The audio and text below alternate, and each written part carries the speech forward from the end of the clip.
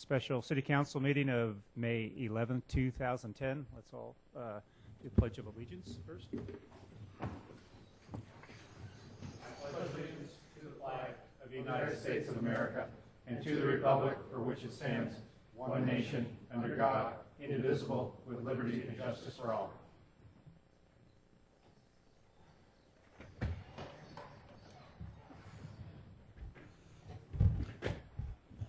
So this is a study session. We are looking at the two proposals that have been given to the City of San Carlos from the Redwood City Police Department and the Sheriff's Office.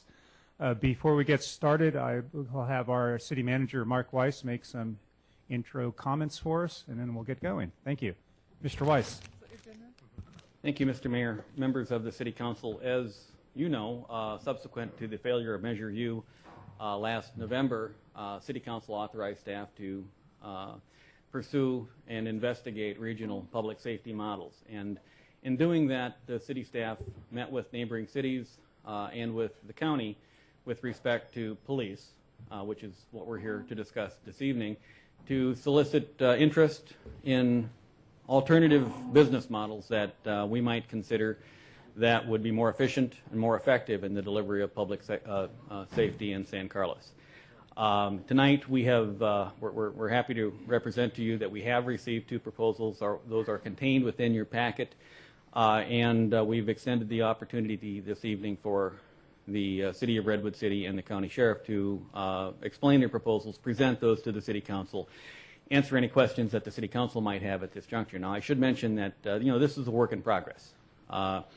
These proposals are under review by city staff. We are in the process of meeting and conferring with those labor groups that will meet with us, and we're trying to meet with everyone. We've extended offers to everyone to ensure that there's an opportunity to answer all questions, consider all implications in terms of the service delivery model, as well as the labor impacts, the employee impacts of the proposals that are being submitted. But those are being refined and will be, continue to be reviewed and refined as we move forward from this evening. But this evening is part of the process in terms of giving you an opportunity to meet the representatives that are putting the proposals on the table and answer or ask any questions that you might have at this juncture. Our intent then is to continue that review. We are working to retain consulting assistants to work with staff and to work with the proponents here, the City of Redwood City and the County Sheriff, to refine and better understand those proposals so that we can report back to you at a later time with respect to the strengths and weaknesses of the current city model, as well as the proposal from Redwood City and the proposal from the county. So we will come back to you at a later juncture with a more detailed report as these proposals are fully fleshed out, refined, understood, reporting the strengths and weaknesses, and at that juncture at a later time we'll ask you to give us further direction with respect to which vendor or whether or not we should continue to work with our own police department as we have in the past. The process tonight, first up, we've invited the City of Redwood City to make a presentation. I understand from talking with each of them that the presentations will be in the neighborhood of a half an hour, maybe plus or minus. The thought is that you'd have the opportunity to ask questions of each after they make their presentation, take a short break after Redwood City's let the county set up their presentation, go through the same process with the county. Subsequent to that, we would hear from the community and then public comment at the end of the meeting. So that's the process as we envision it. If you have any questions of me, I'd be happy to address those. Otherwise, I believe Mayor Ira from the City of Redwood City is going to kick off the presentation. Through the chair, I have a question, Mr. Mayor. Mr. Weiss, you mentioned that you were attempting to meet with all the employee groups yes. Who will be affected by a possible outsourcing or contracting out. Have any employee groups not met with you at this time? We have not met with the Police Officers Association at this time. We've made numerous overtures in the hope that we can begin that process. We're still awaiting to find a time that is acceptable to the POA to begin those discussions. Okay, that's the only question I have. Thank you. Thank you. Well, welcome, Mayor Ira, to San Carlos. Thank you. Thanks. Thank you very much for you and your team coming. Thank you very much, Mr. Mayor, members of the council. I'd just like to start by saying once again how encouraged I am at your leadership and actually looking at this. There's no question in my mind that this is the wave of the future, that we're all in a very similar situation and we need to be looking at this. And for you to be the first, I really do commend you for your encourage to even look at it. We all want to have our own domain and protect our own domain, and that's what's really kept us from doing a lot of these things many years ago. And the time has really come. Unfortunately, it's the crisis that's brought us here, but I do really want to thank you so much for your leadership in this area. We've always really felt close to San Carlos. We've been, doing things together for years. We've always had a bond at the different meetings. I was thinking, I remember doing a slide presentation with Mike King years ago for a chamber leadership, and I remember looking over to him and saying, our slides are interchangeable. Our revenue sources are just like your revenue sources, and our expenditures are basically the same percentages as your percentages, and we easily could have flipped slides. He could have done mine, I could have done his. So I think it's a great opportunity for us to work together, and that's why we're here. I think it's, as I mentioned, the wave of the future. So what is Redwood City going to bring? Well, we're going to bring the same thing that you have right now. Our major goal and priority in our city is to provide public safety, just like yours. And we're doing that community policing now, and I think that we can work with you well to provide that same type of community policing that you need in your community. And I think that's what we're going to bring to the table. What we're going to promise you is that we will work within our budget constraints, because we're all going to be cutting. We're all going to be laying people off. We're going to have to be laying off police officers. So what am I going to bring to you? I'm going to make the commitment to you that we are going to go through our police department and make sure that it runs effectively and efficiently so that we can provide the best quality service at the very lowest price, and so that we're going to be able to continue that as we go on in the future. And we're going to make that commitment to you. And quite honestly, if I can't make that commitment to you, then I will be in your seats a very few years from now asking another city to provide services for me, because we want to go with those that are willing to change, that are willing to be innovative, and that are willing to be progressive and to provide the best possible service to our citizens at the very lowest price. So thank you very much for your time. I really do appreciate it. And I'm turning it over to staff now. Thank you.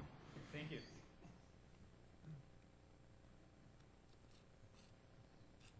Good evening, Mr. Mayor and City Council of San Carlos. I am Bob Bell. I'm the HR director with the city, and I'm really here on behalf of the city manager tonight. He was on a pre-planned vacation, and so he couldn't attend this meeting, regrettably. But I did help him develop the proposal with the police department, so there was a few things that I wanted to cover, and then I'm going to turn it over to our police department, our police chief, and one of our captains to go through the services that they provide as well as the proposal itself. So very quickly, in terms of our presentation tonight, what we'll be doing is giving you a background and really the Redwood City commitment to service that we would be bringing to San Carlos if afforded the opportunity. And that will be covered by our police chief, Lou Covarrubias. After that, we'll get right into the proposal and give you kind of a 35,000-foot view of it, if you will, and cover the costs of the proposal that was submitted. There's been a few changes to it based on our meeting we had with some of your staff last week, and there'll probably be some additional changes as we continue to meet and go through this process. And then you're going to hear from our POA president, Mike Reynolds.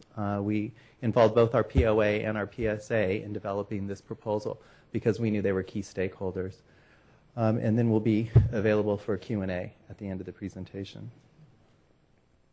In terms of the objectives of the proposal, again, to give you a better understanding of what we submitted, clarify the staffing levels and costs included in the proposal, and really we want to demonstrate that we have a real commitment to providing exceptional services both in our city and to San Carlos if we do end up developing a partnership. And then again, just really to acknowledge that this is going to be an evolving process. We already, again, had some additional changes to the proposal after our meeting last week. There's some additional details we need to evaluate, and so you'll see another amendment coming to the proposal probably in the near future as this process evolves, and then we'll answer questions. So with that being said, I'm going to go ahead and turn it over to our police chief, who is going to cover the department and their commitment to providing safety services.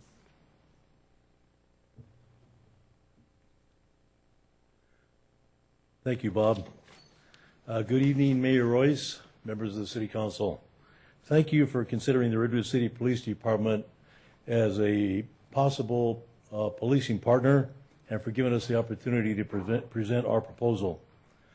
Based on the Chief Rothus dashboard information, which I'm sure that you've seen, it's obvious that you have very good reason to be proud and pleased with the service that the San Carlos Police Department has provided this city.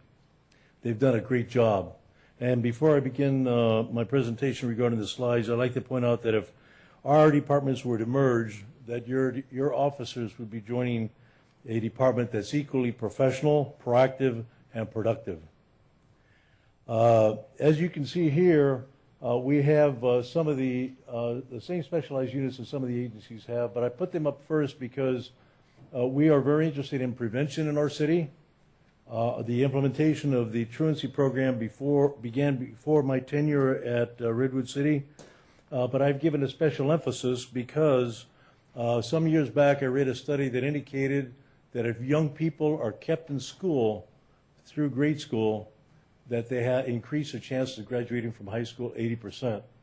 And not only that, but when we implemented a program and put emphasis on it in San Jose, we reduced burglary 25% because so many of those young people are out stealing property, burglarizing, and also by emphasizing that, it prevents their involvement in gang activity because when they're on the street, as you know, they are more likely, excuse me, to be contacted by gang members. I put the mobile cat up here because one positive aspect of partnership would be the fact that we've implemented the RIMS program, Records Information Management, and at least 15 cities in San Mateo County have done the same. We're interconnecting with them so we can share information. And I'd like to mention that not all that long ago we had an attempted homicide in our city.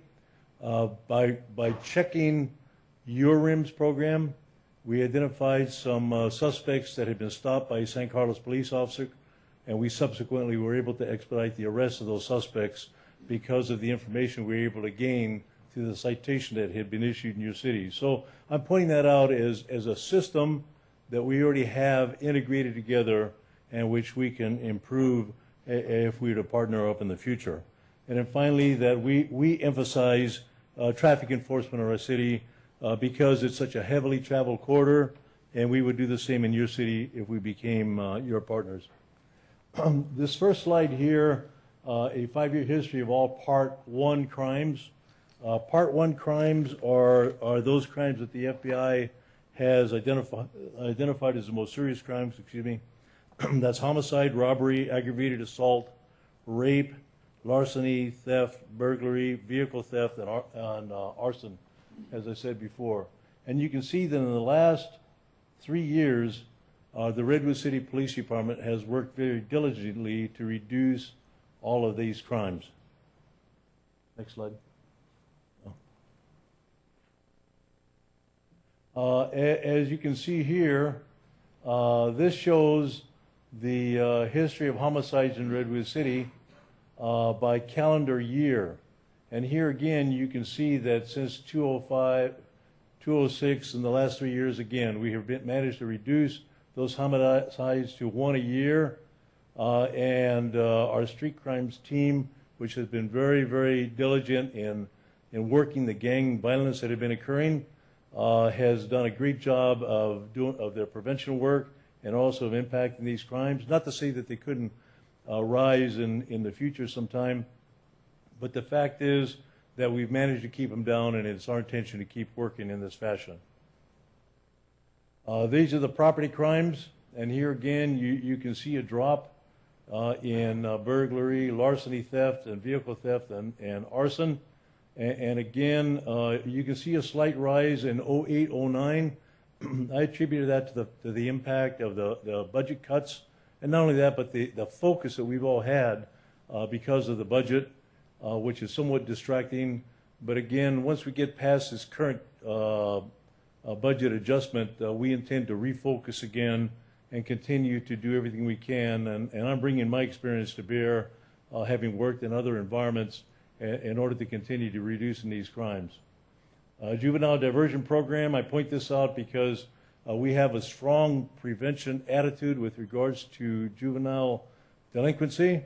And also, it's our intention to divert as many of the young people as we can. We're not interested in involving them in the system if we can avoid it, and as long as we're successful with our efforts. But here again, you can see through the number of diversions we have that we're taking each year. Across the board, you can see that juvenile delinquency has dropped, and that the number of first-time offenders is beginning to drop also. So we've had some successes also. Calls for service, while we've done this work, we've done it in the face of the fact that calls for service in Redwood City continue to increase. Some part of it is due to the downtown activity, but again, this is the crime prevention attitude and the enforcement and crime reduction attitude that we would bring to your city if we were partnered with your department. At this time, I'd like to mention that our departments work extremely well together already. Time and time again, we have had to call them to assist us in Redwood City, and on many occasions, as you've probably seen also by Chief Roth's report, San Carlos has had to call us as well. And I'd like to point out that during my 3.5 years as police chief in Redwood City, the police officers have repeatedly demonstrated that they're truly committed to the department's mission, which is providing excellent service with integrity and respect. They've demonstrated it through the crime-fighting activity that I've shown you, but they've also demonstrated it through their community policing efforts. Some of you might have seen a couple months ago the piece on Channel 2 in which one of our officers encountered a homeless person downtown.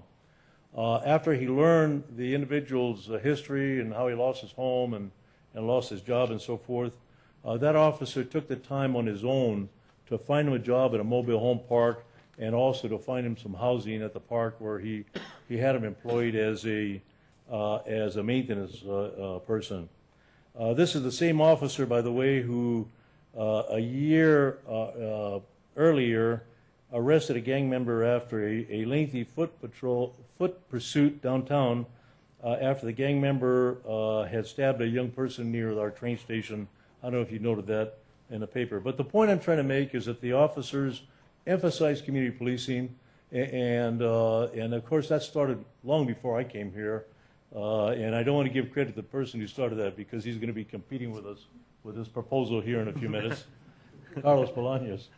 But the bottom line is that they work both the community policing very well as their commitment, which is demonstrated regarding combating crime and violence. Both of our agencies are made up of hardworking professionals, and I believe that given the opportunity, they will both continue to provide excellent service to both of our communities. And I say continue because time and time again, I have examples here. I won't take the time to explain them to you. But working together, we've solved crimes. We've recovered property. Most recently, property on May 6th out of 2 burglaries that took place in San Carlos. There was an armed robbery at Carl's Jr. down in San Carlos. We responded to provide a Spanish-speaking translator and then stayed to handle a couple of calls while your officers are busy. So the partnership has been ongoing, and I think that we can make it even better. So therefore, I want to thank you for considering Redwood City as a possible partner, and I want you to know that as Chief of Police, I'm fully committed to making this partnership work and to fulfilling the requirements of the proposal, and we'll do everything I can to ensure that it's successful. Thank you very much. Chief, thank you very, very much. I'm sorry? Thank you very much. Right, Are thank there you. other speakers now coming from Redwood City? Yeah, great. Thank you. Good evening, Mayor, council members. My name is Ron Matuzak. I'm one of 3 police captains for Redwood City. I'm currently in the investigation division. It's my pleasure to discuss with you the staffing aspect of this proposal. I know that you've read it. I'll hit on some highlights that you may not have been aware of and answer any questions you might have. There are essentially two staffing options. They're actually identical. There's only one change. One provides for a police captain and secretarial support for the captain who would be assigned exclusively to San Carlos. We've had some discussions with your city manager regarding the identity of the police department. It would all be Redwood City police officer employees, but it would be easily accomplished to have these officers wear San Carlos uniforms and drive San Carlos police vehicles. The staffing levels is of great concern to you and to us as well. It's quite clear you want to maintain minimum staffing levels. It's my understanding you typically run 2 officers to 4 officers at any one time. And in order to accomplish that, our staffing suggestion is to have no fewer than 2. The maximum would be 6, depending on the day of the week and the time. One benefit to you would be that we would now be one large police department. So Redwood City, our minimum staffing is typically 8, and there are times we run up to 22 officers. So those officers would be available to you should a crisis arise, just as the officers in San Carlos would be available to Redwood City should a crisis arise.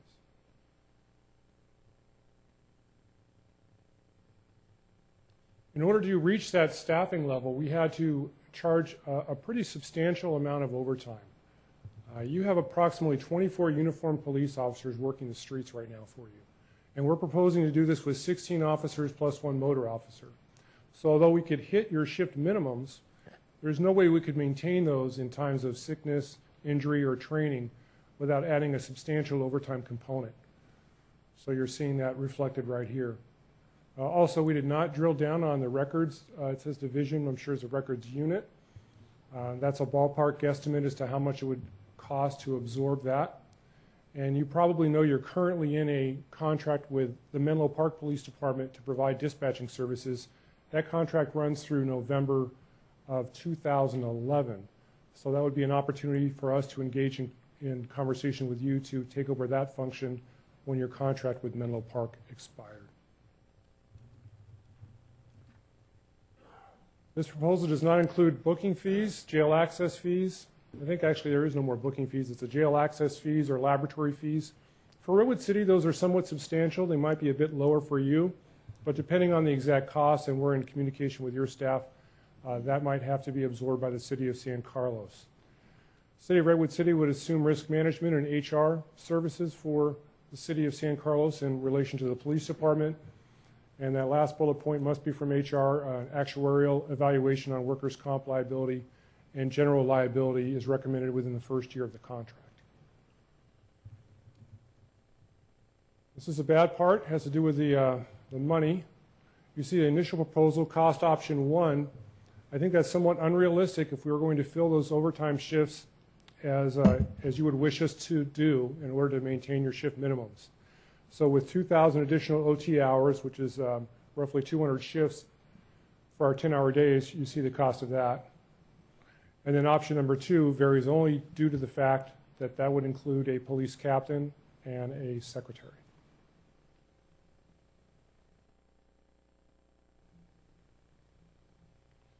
So if you'd like to ask me questions now, I'd be happy to field them, or I could introduce you to our POA president. Why don't we go through the entire presentation and we'll get into Okay. questions and answers. Next up is Officer Mike Reynolds.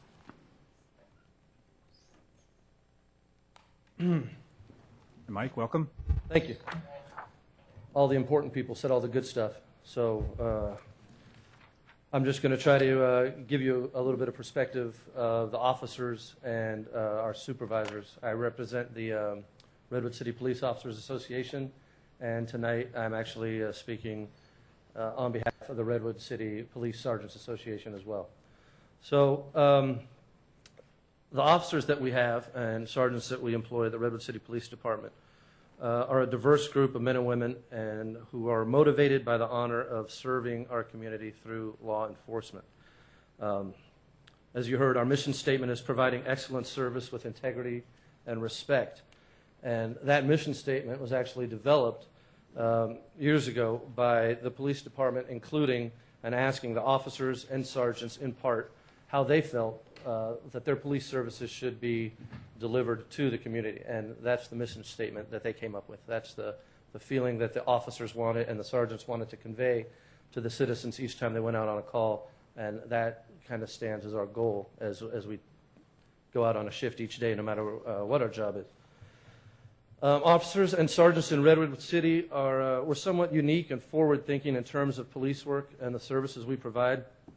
We have an interesting dynamic as a group, and the level of customer service we provide comes from a combination of the continual progressive training that we receive, the guidance and support of our immediate supervisors, and a genuine desire to hold criminals accountable for their actions. There's 14 sergeants at the Redwood City Police Department with an average of 19 years experience among them. The culture of each patrol team and specialized unit is that each officer is generally expected to do the best that they can to utilize their personal and professional resources to provide the best customer service on every call for service. There's a strong sense of teamwork within the organization. Officers and sergeants work together in sharing ideas, police concepts, life and job experiences to attain that goal of providing that excellent customer service with integrity and with respect for the community. The officers and sergeants of our police department are also a talented and multifaceted group.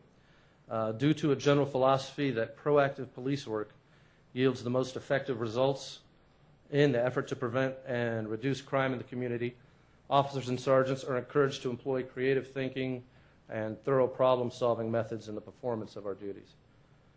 Our officers and sergeants are very well trained in a variety of law enforcement techniques and procedures, and many have held and do hold specialized positions. These specialized positions include things like detectives, traffic officers, canine handlers. We have a very effective street crime suppression team, a SWAT team, and a community coordinating activities team that works with members of the community to solve those systemic problems in the community that don't quite reach the level of a crime, but that negatively impact the quality of life. We have a special team especially for that. So, as a general example, every Redwood City officer on patrol should be able to pull from and utilize their training and experience on every call to find the best solution to permanently solve a problem as they experience it, not just take the least path of resistance, throw a Band-Aid on it, and hope it doesn't arise again. We actually put the thought, the experience, the investigative skill, and all of our resource into each call to try and permanently solve a problem. We think that's the basis of what we do. We think that's important, and we found that over the years, long term, that seems to work the best. This kind of attitude has created a strong work ethic within our community, our officer sergeant group, and each patrol team strives to use the technical and human resources within that team to fight crime and secure the public safety by drawing on their experiences that they may have, whether it be experience as a detective, a traffic officer, or a community policing officer that they can now employ on patrol. Other agencies, when someone's on patrol, that's their only mission, is to stop a problem and get on with it. If they need a detective, they call a detective. Our officers are multifaceted in that they're able to do a variety of jobs under the umbrella of patrol and provide more efficient service in that way.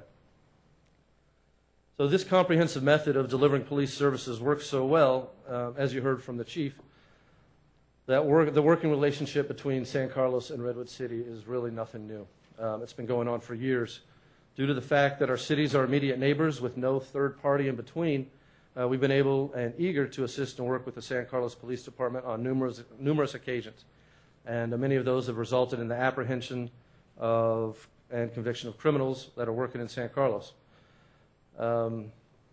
There may be other law enforcement agencies in the area, but it seems like Redwood City gets called quite a bit, and we're glad to be there to help. But I think it's because we've shown over time to the rank and file patrol officers and the supervisors of the San Carlos Police Department that we will respond quickly, professionally, and with reliability. Over the years, we've assisted San Carlos with all types of incidents, from traffic stops that roll into our city to a homicide. Chief talked about some of the other recent activities that occurred. One that I don't think he did mention was a commercial burglary that occurred within the last month in San Carlos. They had a suspect and needed some emergency backup. Within minutes, 9 Redwood City officers, including 2 K-9 units, responded. They assisted with the establishment of a perimeter and a search, and the suspect was apprehended by a Redwood City K-9 unit. I have to say, it goes without mentioning that it goes both ways. The San Carlos patrol teams have been just as thoughtful and professional and reliable when it comes to helping Redwood City units. It's been more than evident that they've been able to provide immediate assistance to Redwood City officers due to their professionalism and motivation, but the most obvious, of course, due to their immediate proximity. It was one case, there was an impressive effort by the San Carlos patrol team who spotted 4 Redwood City carjacking suspects in a vehicle that they had just stolen after severely beating and robbing a victim in Redwood City. Due to their dedication to the community, service, and a quick response, which of course was facilitated by, again, the close proximity of our jurisdictional boundaries, the 4 carjacking suspects were arrested and eventually convicted. I think it's important here that you understand that the working relationship between San Carlos and Redwood City patrol teams is strong and effective because all police officers understand that criminals that prey on the good citizens of any given community could just as well be entering and leaving either city to commit crimes. Criminals don't care where jurisdictional boundaries are. They're not going to stop at a line drawn across El Camino Real because it says San Carlos, or because you guys have a wing stop and we don't. That's an issue with me. There are some San Carlos officers who are already on the Redwood City SWAT team, so they're incorporated into that aspect of patrol and public safety. The San Carlos Redwood City Police Departments working together is really nothing new. That's about it for that. Let's see.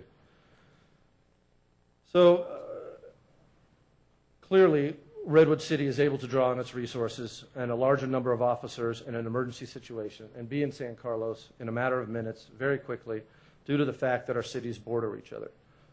3 of our 8 beats, or areas of responsibility, border the city of San Carlos. In the event that that number of officers in an emergency situation, like the one that was just highlighted, just isn't enough, the response team of Redwood City backup units comes from within the immediate area, not from other assorted jurisdictional pockets scattered throughout the county. I'm sure that as council members, you view public safety of San Carlos residents as paramount. And an integral part of securing the public safety is dependent on the immediate availability and rapid response by police in an emergency. And I think compromising that would be something that you regret. In closing, I'd like to thank you for allowing me to speak today, to represent some of the insight to the men and women of the Redwood City Police Department and the Police Sergeants Association. We know that the citizens of San Carlos, the officers of the Redwood City, the San Carlos Police Department, and you as in the council are in an unenviable situation. We wish everyone involved the best of luck during these challenging times. Thanks. Thank you.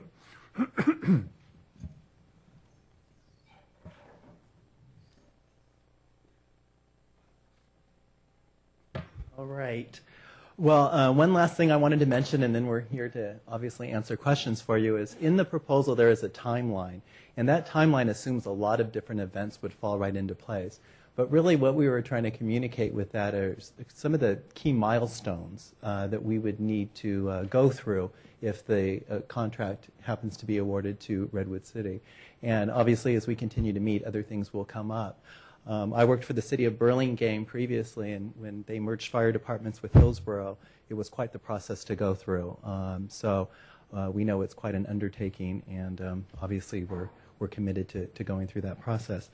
The last thing I also wanted to, through the city manager, present to the council is we have a letter from Bonnie Hanson, the principal at Sequoia Union High School District, endorsing the Redwood City Police Department and talking about the positive experience she's had with the department in the city. So I will give that to your city manager along with an org chart of the current police department for your reference later. And with that, we'll open it up to questions for the council. Great. Thank you very much. So what I'd like to do is turn it over and have council ask questions of your staff. Maybe what I'd like to do is start on one side here and maybe ask council. I want to make sure we take plenty of time here. There may be multiple questions. Maybe if each of us could ask 2 or 3, and then maybe move on to the next person, move down the row, and then we'll kind of get back to you to continue just to kind of give you a little bit of a break and a fresh start here and move on. So with that, who would like to start? Mr. Klein? All right. Please. Man on the totem pole. All right. Well, thank you very much, Mayor Ira, for coming before us and talking tonight, and thank you to your staff, your chief, and your other staff members. I know this is going to be hard for San Carlos, but it's good to know that our neighbors are willing to help out and willing to come and present proposals to us. So I have a lot of questions, so I'll do a couple first. The first is with on-duty personnel. I'm looking at the chart where it shows the majority of the time we have 3 on-duty personnel, and then it fluctuates 5 and 6 depending on the hour of the day. In regards to guaranteeing those on-duty personnel will be here at all times, what happens, say you have, at some points you have 17 minimum staffing of it, guaranteed. Say you only have 16 people available that day. What happens? Does San Carlos drop to 2 or does Redwood City drop to 13? No, minimum means minimum. When that happens, we fill with overtime or find another way to fill that hole. So minimum is the absolute lowest acceptable number. Okay, so we would just fill that with overtime, and that's why you showed that initial Yeah, bump. we would find some mechanism, not necessarily overtime. There's people in other specialized units, but that's a resort that we would avail ourselves of. Okay. Another question in regards to the way this is going to feel. If we were to go with Redwood City, would you be using our police department, or would our police be coming out of the Redwood City department? I think that remains to be determined. Okay. And well, I just wanted to do 2, so I guess. No, two or 3. They're so Okay. short. You could do 3 or 4. Go ahead. I just want to make sure we have a chance to Okay. rotate early. So then this might also be determined. I'll pass for now because my third question had to do with an offshoot of the second question. So since we don't know that. Mr. Vermont.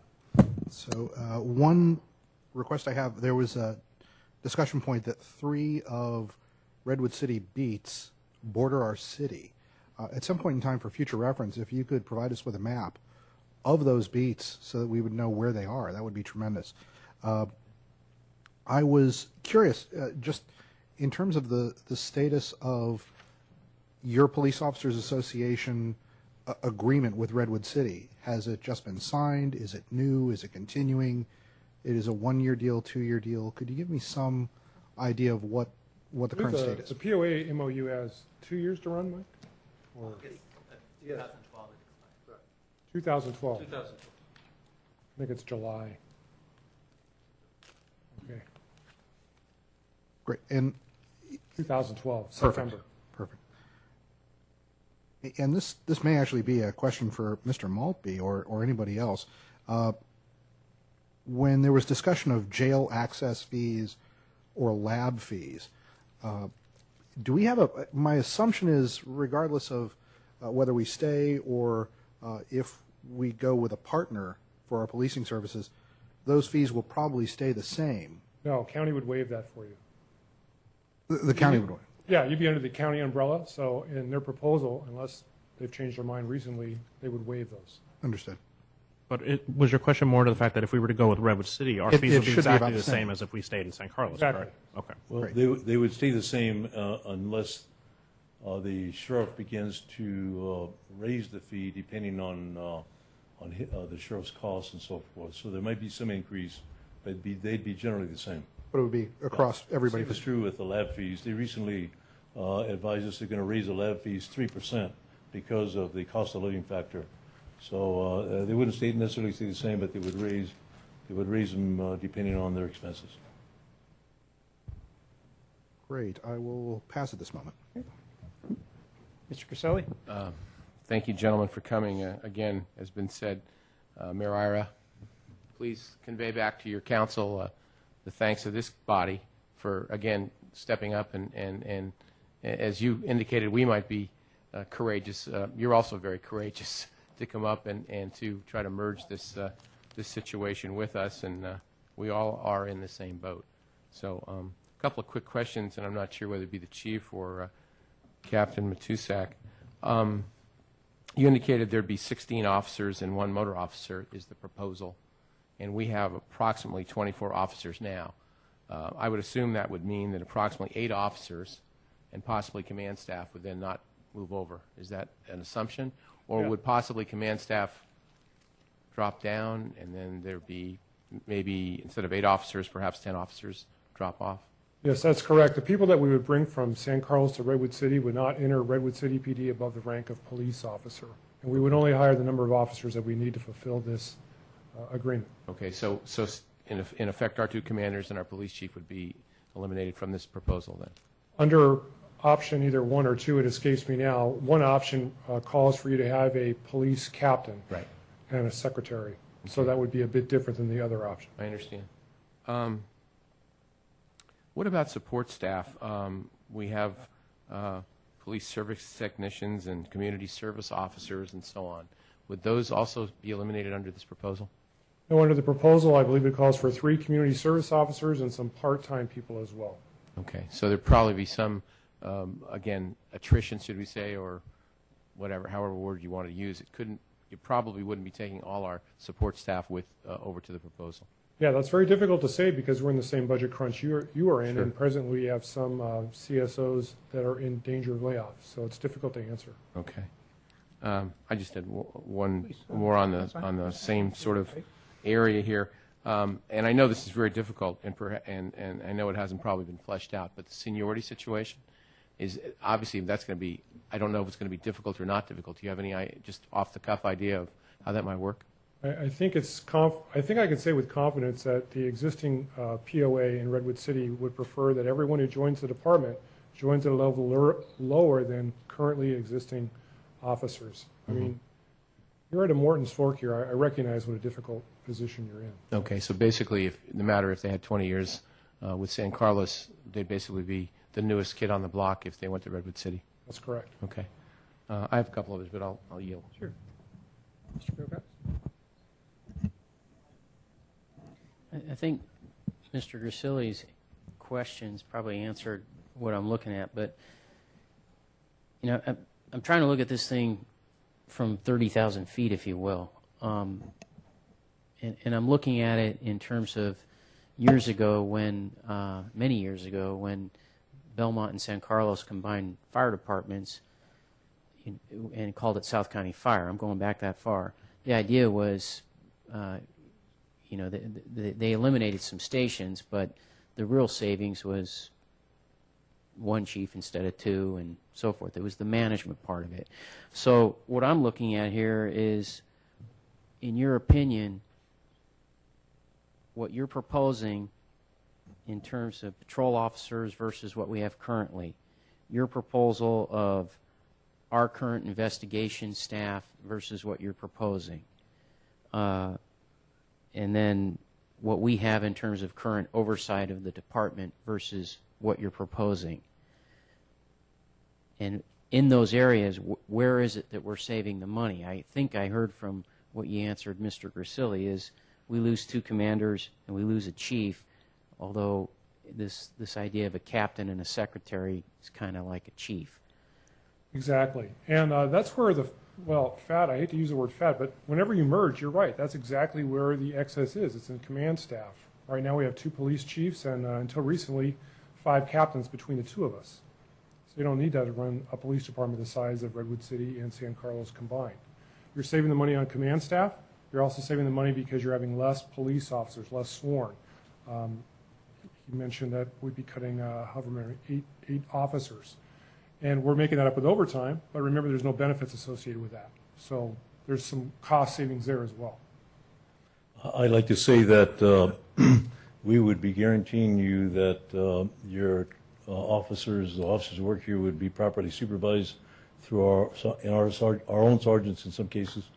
And also Proposal 1 eliminates your command staff, your chief's position, and one of our captains would take that role in your city. The other proposal would create. I'm sorry to interrupt you, but I just want to follow that a little bit, if you would. Yes, go ahead. So the option 2 gives us a full-time captain that would act as a chief.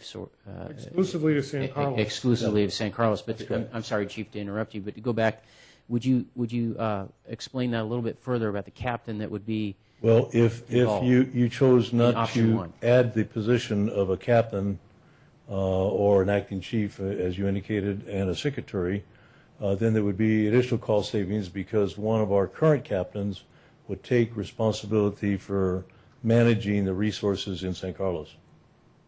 And explain a little bit further then how, currently we have usually about 3 officers. We're supposed to have 3 officers plus a sergeant, right, on duty. And the role of the sergeant is, to act as a supervisor, right? I mean, that's my understanding of police work, which is pretty thin. Yes.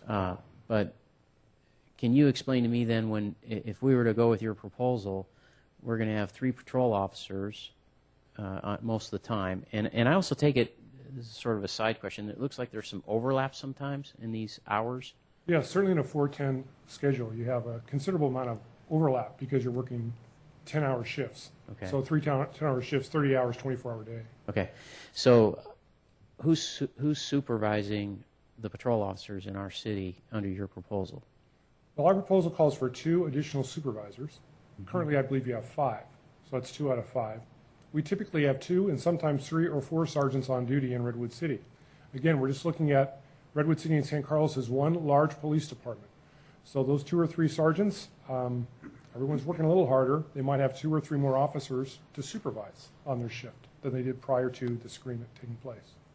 Okay, thank you. So, Chief, you mentioned, which I think is mostly good news, additional activity on the downtown. We have that, I think, very similar to our Laurel Street, the restaurants and the bars and so forth. And I think it's great. Of course, I go home about 10 o'clock, but I do hear that as the evening goes on, there is more activity that demands the police services. And I know from the city of San Carlos, it's costing us more money. When you looked at the slide, the number of calls that have increased and so forth is from this action downtown, especially in the evening. Have you done any thinking about how to recover cost or how to either manage and do that, since it really has, I know, I'm assuming it's similar, it has really increased our activity and our costs to manage that activity? Well, what we do, we try to manage some of it with the overlap of shifts. We have more of our people working at the time that the downtown is most active, so that's one way in which we address that issue. Another way is that we use our overtime funds for the purpose of bringing on more officers when we think that there's going to be an increased need. What Redwood City has done, they have, through the parking fund, funded 3 additional officers just to patrol on foot in the downtown area. And I'm not saying that you should have to do that, but I believe that by overlaps through overtime, which in many cases is cheaper than hiring additional personnel because you don't pay all the retirement and medical and so forth. But I think that it would be basically managed as well as you've done in the past, based on the schedule that we've identified.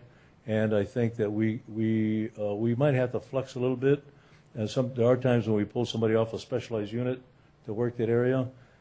So I think flexibility and making sure you have sufficient resources down there based on your past history is the way that we could accomplish that goal. Great, Ron, did you have anything to add? It's also fair to say it's a 2-year contract. I mean, this is kind of uncharted water, so 2 years from now, if there's a big explosion downtown, so to speak, we might be back here to talk to you. Okay.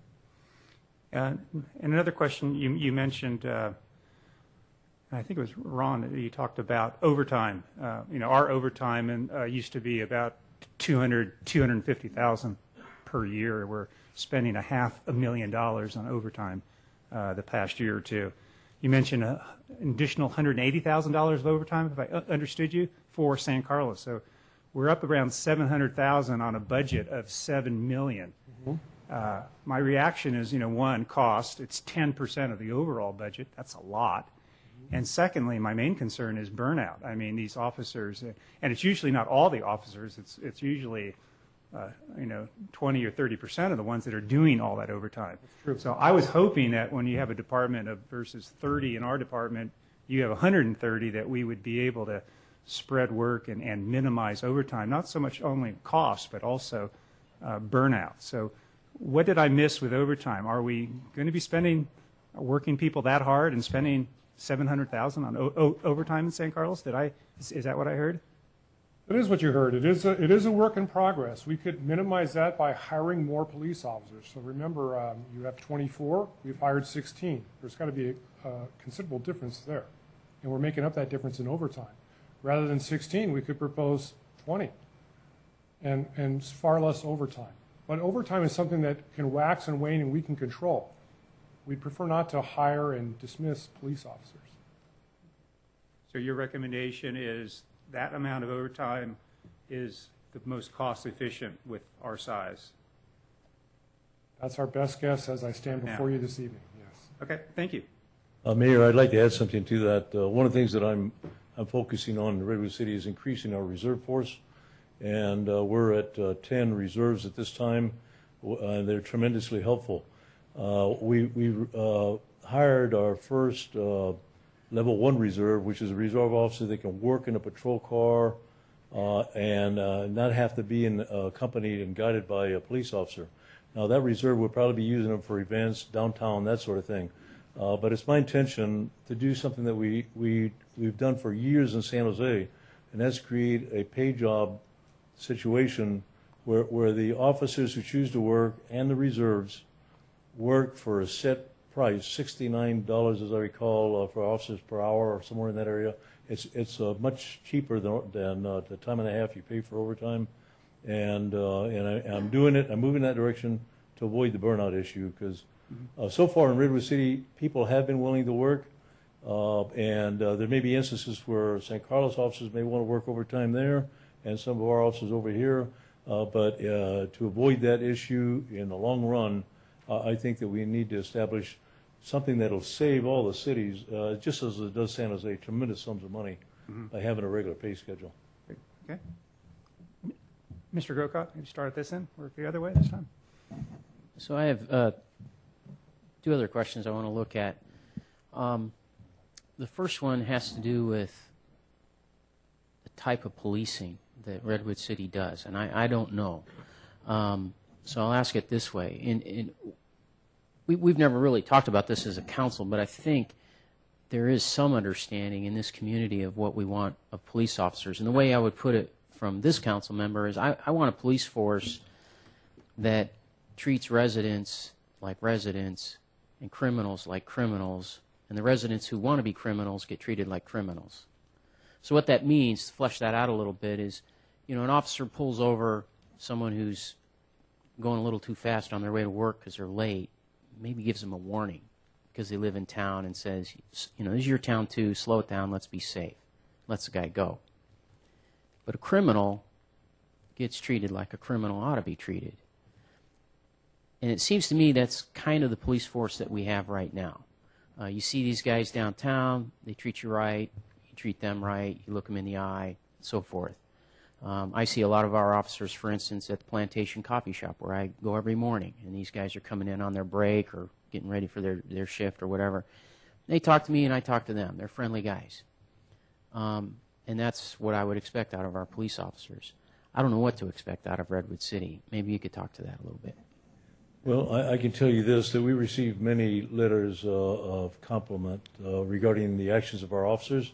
I'm not saying that we would release someone who violated a traffic law perhaps as readily as you indicated, but the bottom line is that we considering the number of calls we handle, we have a very low number of complaints, and our city is so sensitive that we have to respond to everyone, even if it's obvious that they are perhaps not 100% mentally. So we respond to everyone, we investigate any complaint, and we do try to be as responsive as possible. But again, in our city, crime is a little, I think is a little heavier than it is here based on what I've seen, and I could be wrong, I suppose, but the bottom line is that our office is extremely community-oriented. I was shocked, to be honest with you, when I arrived here and heard that officers were changing light bulbs for senior citizens on their porches and sometimes inside their homes. And I was also surprised when a sergeant told me that an officer took a report because a citizen had tripped on the sidewalk and scratched the bezel on his Rolex. And I thought to myself, what kind of department is this? I mean, but nonetheless, that's what's been taught in Redwood City, and I'm certainly not going to interfere with that. We are very community-oriented, maybe not to the extent that you indicated, but pretty close, I would say. And I would just one little add. I was telling Mayor Royce this. We went over to was it lunch today, chamber lunch. And I did get pulled over the other day by one of our officers for talking on my cell phone, and he gave me a ticket. So that was fine, you know. But so it's not always as easy as I indicated, but there is that feel sometimes.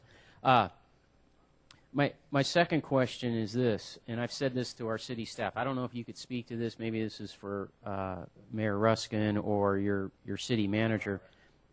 Excuse me? Ira, I'm sorry. Yeah, you're right. I get that confused sometimes, and I'm sure he understands. What I said to our staff was, if I don't like this idea of contracting out, I much prefer a shared governance model, a JPA. But I said also, if we need to go into a contract situation initially, try it out. You've indicated 2 years. That sounds like a good trial period to me.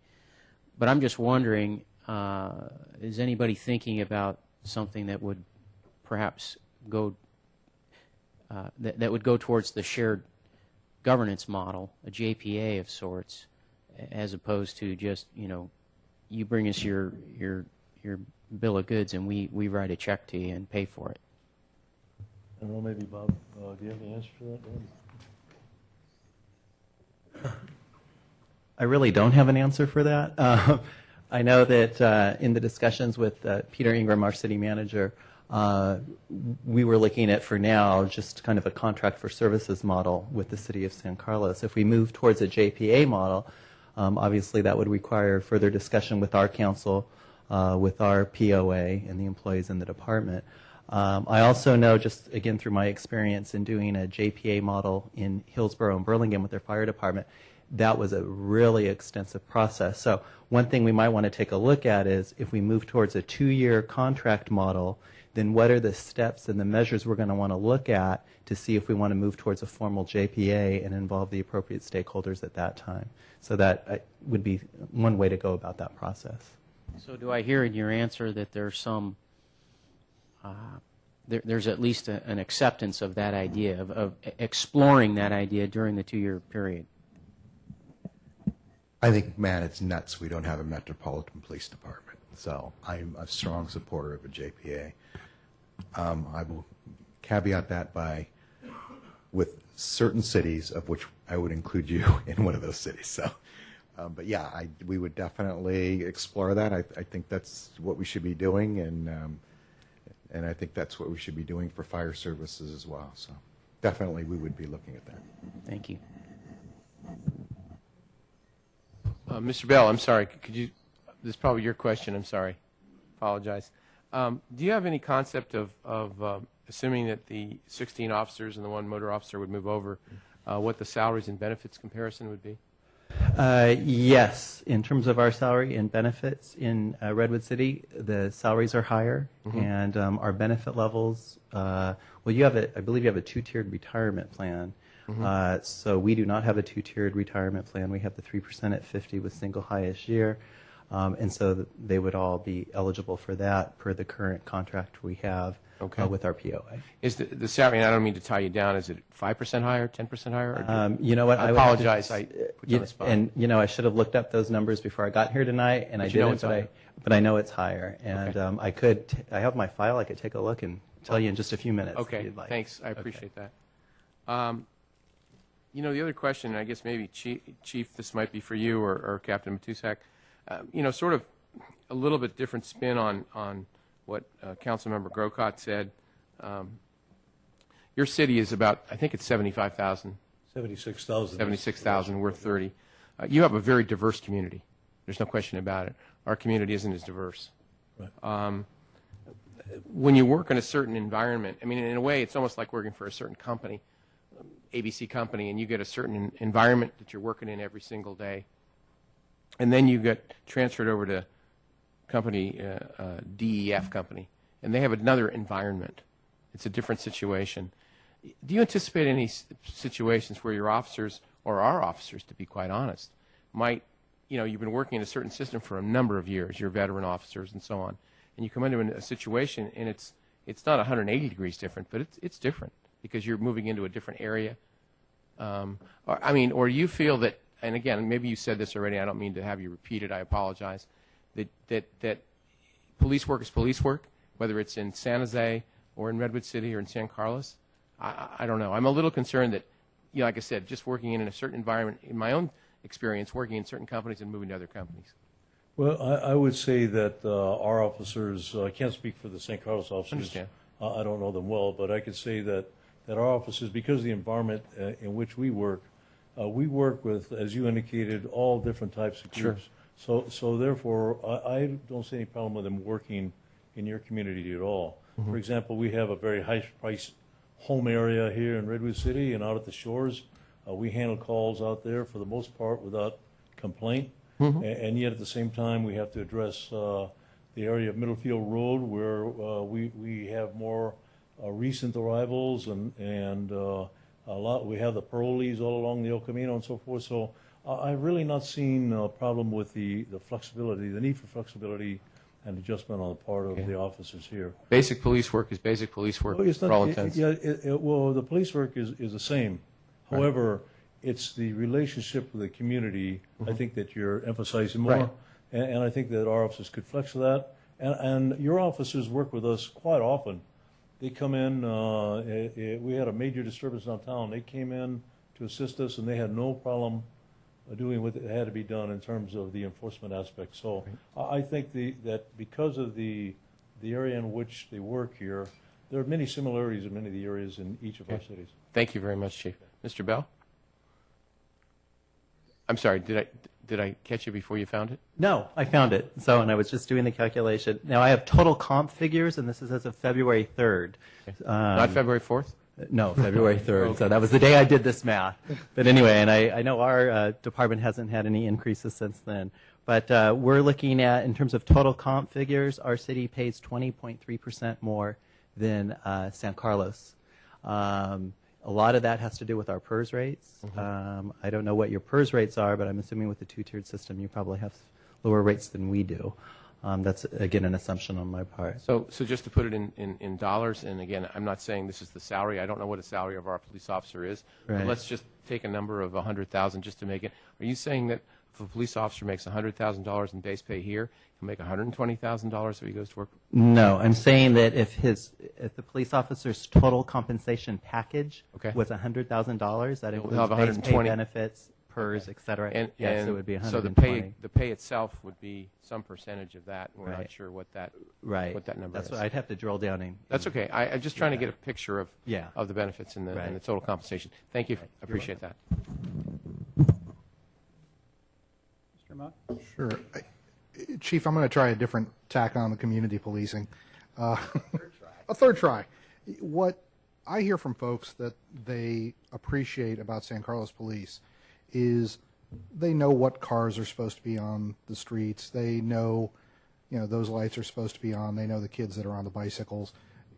The relationship of San Carlos residents to the police force is a tight one, and they know who's in downtown. And there is reasonable concern that is a relationship that will change. Can you address how would your team address those issues and address those concerns from our citizens? Well, first of all, as many of the officers that we hire from your agency depending on the meet and confer issues, we would try to assign to your community. The other thing is that training will certainly be a factor, and as I've done in everywhere that I've worked, I'll be happy to bring your citizens in on a panel as part of the training to tell us how you want us to work in your area. And I've done that with different communities everywhere that I've worked, and it's really been helpful. For example, in San Jose, 2 very courageous members of the gay pride community came in and spent 2 hours talking to the officers because of the fact that they were having problems on the street with each other, or agreeing with each other, or communicating with each other. And those 2 gentlemen received a standing ovation. One of them is in the Board of Supervisors there, by the way, in Santa Clara County. But what I'm saying is that we will work to make sure that those relationships are very positive. And if there's something that we need to learn, we'll be happy to bring that into a class, or to set certain standards to make sure that everything works well. I would say also that some of the officers who work out here, the supervisor will make sure. Our supervisor is very proactive, and as Ron pointed out, we have usually 2 on each shift, and we have a little overage for vacation and time off and so forth, but the supervisors can also have an impact in ensuring that we treat people the way you expect them to be treated. Chief, quick follow-up. We do have a number of neighborhood watch groups who have built up relationships. How would that move forward under your team? I'm sorry, I couldn't hear the first part of that. The question is, we have a number of groups that are set up neighborhood watch. Right. How would that relationship move forward under your? Well, we have Neighborhood Watch, and Ron probably explain it better, is actually under a program at City Hall. And but we have community policing officers that go out and work with each of the neighborhoods, and they do a marvelous job. And I can see us setting up a community policing officer program here in this city that would spend the majority of the time working directly with those groups, those neighborhoods, and meeting with them, resolving problems. I've been extremely impressed, and I'm looking at this as an outsider, with the fact that they set up these officers in a unit, they're handpicked, and what a marvelous job they do of resolving in-depth problems in neighborhoods, with business, with all these different groups. And we would manage to do the same thing. And if Ron has anything to add, neighborhood, Ron, do you have anything? No. I just think that the tone of the questions, I think it's undeniable that there's a cultural difference. I think if you merge with anyone, there's going to be a cultural difference. But also, police departments tend to roll over relatively quickly. I've been there 27 years. Within 10 years or so, people come and go. So when there's a merge, there's bound to be a certain amount of apprehension. But within a few years, it won't be us and you guys. It'll be us. And I think that can happen fairly quickly. And then the other comment in regards to politeness, earlier we were asked what supervisors do. Well, don't they supervise police officers? That's exactly true. And what command staff does is they ensure that officers behave in the way in which we expect them to behave. These officers here all by themselves could pretty much solve any crime. They don't need any assistance from me. Where command staff comes into play is insisting on a certain level of responsibility and behavior and making sure that everyone follows through. And that's what you're getting with us. Okay, I have a couple more. Again, this will deal kind of with the culture, but a little bit different. I understand with consolidation with fire departments, it's a little easier based on you fight a fire the same way you'd fight a fire anywhere. But with policing, what happens if our 2 cities have different regulations? Say we ban smoking in public. How does that work for your police officers? How do the police officers in Redwood City know how to? Yeah, you have city rules that would have to be disseminated to us, unique to the city of San Carlos. The officers would all operate under our general orders. There would be no further general orders from the San Carlos Police Department. They would all be general orders of the Redwood City Police Department. That doesn't mean city rules that you pass would not be disseminated and followed. Okay. A couple other questions. I didn't see in the proposal, but A while ago, we cut our DARE program, we cut our school resource officers, we cut our police athletic league. Would those be available through this proposal, or would we have to add those on? It's almost impossible to say. They currently exist with Redwood City, but we're undergoing the same process you are, and those positions are not in peril of ending, but they've certainly been downsized in the last several years. Okay. And then one final question. In regards to how this would work, say we went with option one, which doesn't include the captain, who would we, if say I have a complaint, how do I bring that to the attention? Do I go to the chief? Do I go to the mayor? Is there a captain I would speak to? Who's the intermediary between myself and the police department? Well, that really needs to be worked out because, as you know, Redwood City has 7, and you folks have, so there's going to be 12 city council people. Yeah. So I think that remains to be determined. Okay. A couple questions, like everybody else. So I've tried to get to know you guys better over the last month. One of the new ways is to go on your website, click around. So I've spent a lot of time both of the organization's sites. So my two questions are mainly maybe directed toward the chief. Would be how would you rate the quality of your website compared to other organizations in this business? And then secondly, how actively engaged is the police department in developing and working with your webpage? Or because why I ask that question, it may be something that the city staff does for you and you're not involved. So again, the question is, how do you rank or rate your own website, the police department of Redwood City, and how engaged are you in that site yourself or your people? We are not, I'm personally not very engaged in it myself, but from what I've seen, it needs improvement. But the truth is that I've been there 3.5 years now, and I've set certain priorities for myself. That isn't one of the higher priorities for me at this time, and no doubt it will be in the near future. My priorities have been, number one, making the adjustments that needed to be made in order to combat crime, which was increasing, especially gang violence. My other priorities have been improving supervision. We were having real problems in our communication center, and our record center wasn't as productive as I thought as they should be. So we made some excellent moves there to hire some extremely competent supervisors, very professional. I'm very proud of those 2 selections. And then I've been concentrating on motivating the patrol force and so forth. So before long, I'll be refocusing more in the infrastructure. I understand that one of our sergeants in the detective division has been working to improve the website, as well as our administrative sergeants. So I would say, from what I've heard and from what I've seen, it needs improvement. One of the weaknesses I felt of the department was technology, and we still have a ways to go there. The purchase of the RIM system was a major step for our department, not only because of the better data that we're picking up and that we can display, but also because of the crime solution opportunities that are inherent in that information, especially as we link up with other agencies.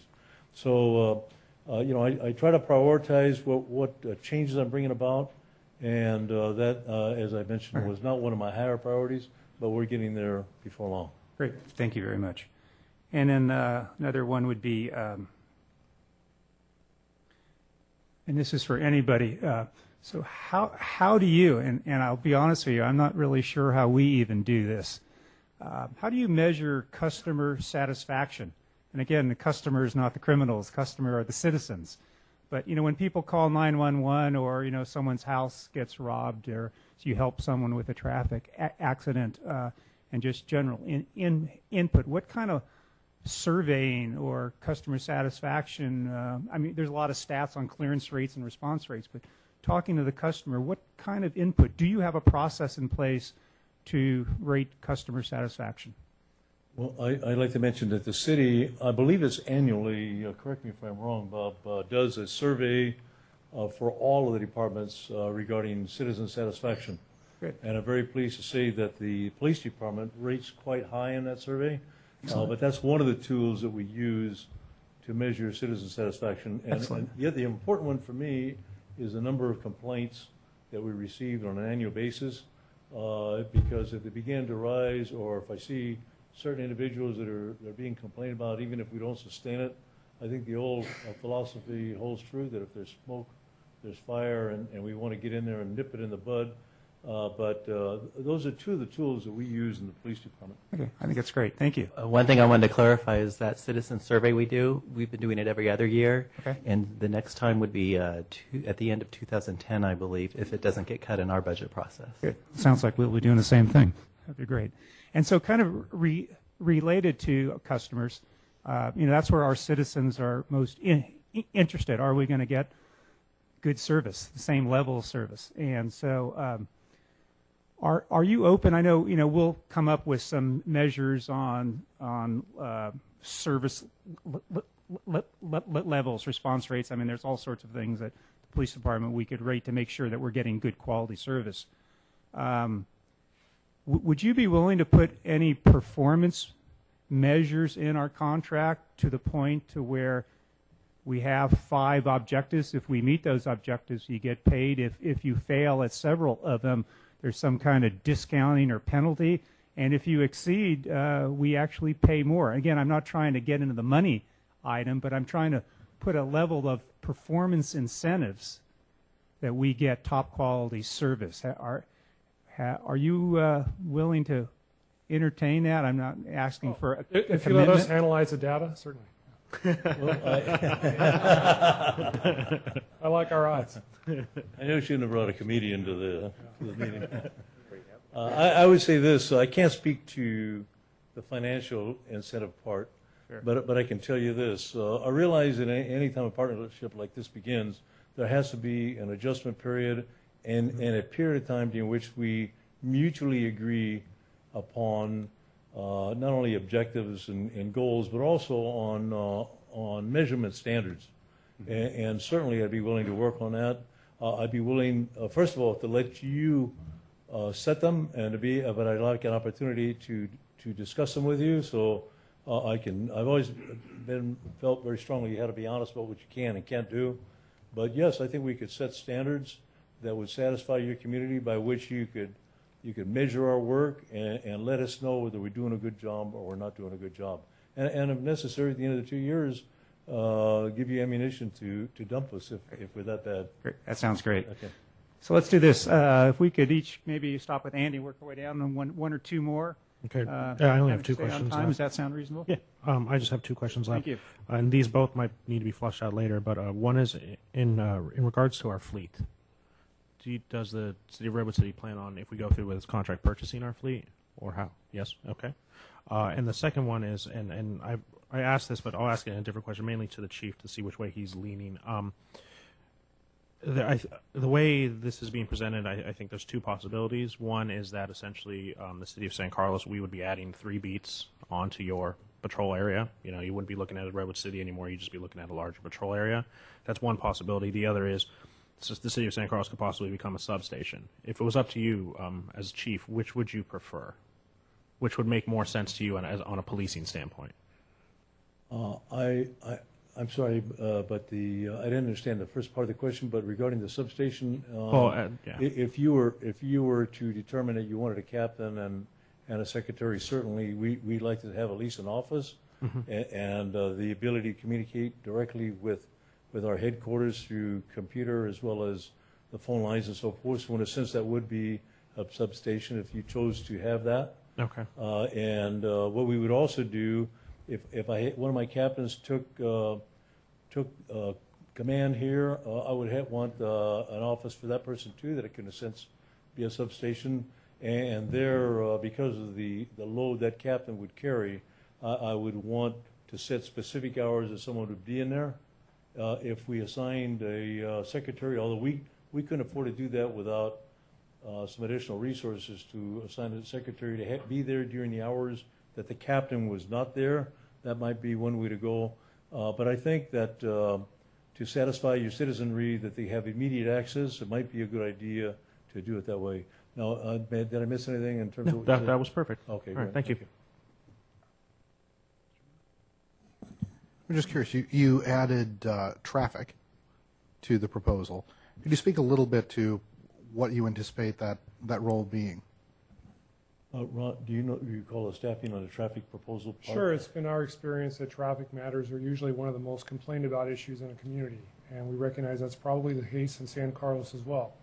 So the person would be enforcing traffic laws and working traffic-related issues. There's those issues, and also I'm sure you have abandoned vehicle issues. That's a big issue for us. So they handle those types of issues as well, and they also work on crowd control matters from time to time. I have no more questions. I know this gentleman wanted to come up and ask a question, so I want to allow him to do that, if that's all right, Mr. Mayor. I wanted to touch base on a couple things. Initially, I wanted to answer your question, and then Mr. Grisilli said something, and I wanted to answer that. And then you said something, and I want to answer that. So I'm going to go in reverse order here. From a police officer standpoint in Redwood City, I think that coming up with some sort of scale to quantify police work is a very difficult thing to do. There are a lot of variables that make that a very difficult task. However, I want you to know that our union will be open to absolutely listening to hearing whatever you have and trying to work with you on that. But there's obviously not enough time for that now, and I don't know what that would be. But that's my take on that. Mr. Grisilli, your question in regards to the flexibility of police officers in Redwood City and whether they would be able to adapt to San Carlos, because like you said, it is different. And a lot of Redwood City gets a lot of the press, and the part that gets a lot of the press and the activity is the part with all the activity. But keep in mind, there's a lot of areas of Redwood City west of El Camino that are very much like the city of San Carlos. And while there's officers in South Redwood City and along the El Camino who are chasing crooks and being very active and proactive and things like that, there are also officers at the same time working in that area west of El Camino, maybe a little bit of a slower pace, but taking their patience and time and treating those citizens up there as they need to be treated. So I don't think that the adaptation or the flexibility of any Redwood City police officer to working in San Carlos is going to be a problem at all. I'm confident in that. Thank you. Now, talking about quantifying police work, it's difficult to put down into words how citizens would be treated and how criminals would be treated. As you know from your cell phone ticket, being a resident or a citizen of a community obviously doesn't excuse you from violations or breaking the law. So if I had to break it down in the way that Redwood City police officers work, I think that you could be sure, just to answer your question, that I think we would treat the citizens with patience and respect, and we would treat the criminals with assertive professionalism. And that's all I have. Unless you have any questions. Thank you. So I have one question that looks at the worst case scenario, because it was interesting. Mr. Klein asked what happens to our vehicles, and it was said they get purchased, right? So let's say we get to the end of the 2 years and we say, boy, this was, a big mistake. Or we get to the end of the 2 years and we say, you know what, we're back in the game and we want to have our own police department again. And so how do we pick that up? Maybe you don't know. Maybe that's a question for our city manager, not for you. How you would create a different police department, that would be for your city manager. If you left us, went to the sheriff's office, I'm sure they'd accommodate you at a much higher price by then. Okay. So I don't know the answer to your question. I know you want to purchase your fleet, get on a replacement schedule, and take it from there. Okay. All right. Thank you. Any other questions? No, once again, thank you so much for coming forward. Thank you all, gentlemen. Great presentation. I recommend we take a short break. Let's reconvene on this clock on the wall at 7:30, and we'll start with the sheriff's presentation.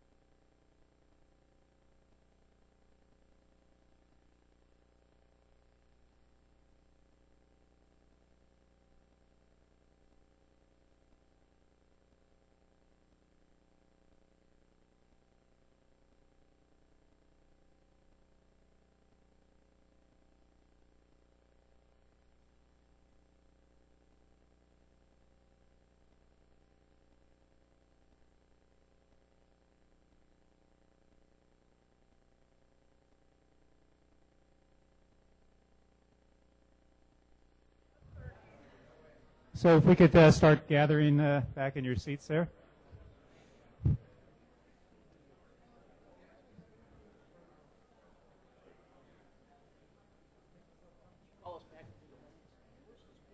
Thank you for the, by the way, question. That worked out really well. Kind of going back and forth kind of gave me a chance too to think about what I'm going to ask. Yeah. Hear someone else's question.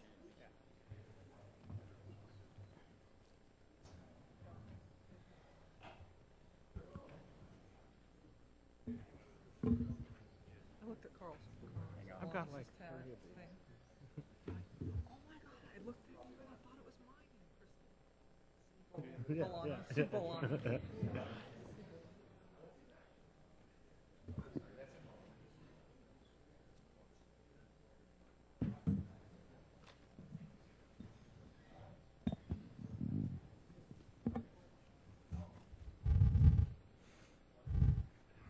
Whole different front row.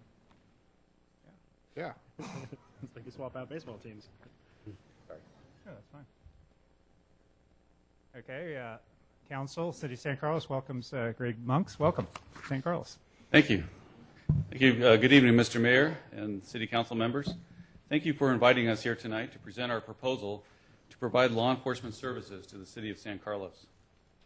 I'm here representing the 635 men and women of the Sheriff's Office and here as your sheriff to let you know that we are honored that you are considering our services during this difficult time. This economic crisis has impacted all levels of the public sector, and I admire your courage to confront this challenge and to examine and consider bold moves to address it. You have an outstanding police department, and it would be our intention to provide the same high-quality service and professionalism to which you have become accustomed. And while it may appear as though you are considering outside agencies to provide this critical public safety function, it is important to note that the Sheriff's Office has been providing service to this community since 1856 and was the primary law enforcement agency here prior to your incorporation in 1925. We are very much a part of the San Carlos community. Generations of Sheriff's Office employees have called the City of Good Living home. Today, 34 of our employees live here. We maintain 2 warehouses here in San Carlos, one for our Office of Emergency Services equipment and one for our Special Operations Unit. Our Transit Bureau, which is comprised of 10 deputies, 2 sergeants, and a lieutenant, is headquartered at the Sam Trans building. And our Air Squadron is located at the San Carlos Airport. My jail planning unit's offices are in the Black Mountain Water building on El Camino, and our headquarters are right next door in the city of Redwood City. We have adjacent patrol areas in Devonshire Canyon, Harbor Industrial, and in our mid-county area. The point being is that we have always been very much a part of this community. The proposal we are offering is not a new or untested arrangement. We have been providing contract law enforcement services to incorporated cities in this county for over 50 years. This concept is in place in over 100 cities throughout the state of California. There are no uncertainties, no questions about who is responsible for which cost, no unanticipated expenses, and no loss of local control. All of these issues are spelled out in a legally binding contract which you, the customer, directs. And despite comments to the contrary, we understand and are quite experienced at municipal policing in an urban environment. I spent 12 years working for the city of Palo Alto. Under Sheriff Bolanos spent 27 years working for police departments, including 13 years as the police chief in Redwood City. And 48% of my sworn staff have prior city police experience. In short, we are prepared to provide high-quality public safety service to this community at a fair price. And we would be thrilled to welcome all of your police department's employees into our Sheriff's Office family. Now I'd like to turn the presentation over to Under Sheriff Carlos Bolanos, who will walk you through the specifics of our proposal. Carlos is a 30-year veteran of law enforcement, including 13 years as a municipal police chief. He is a graduate of the prestigious Post Command College and has served the last 3.5 years as my undersheriff. Carlos? Welcome. Thank you very much. Thank you, Sheriff.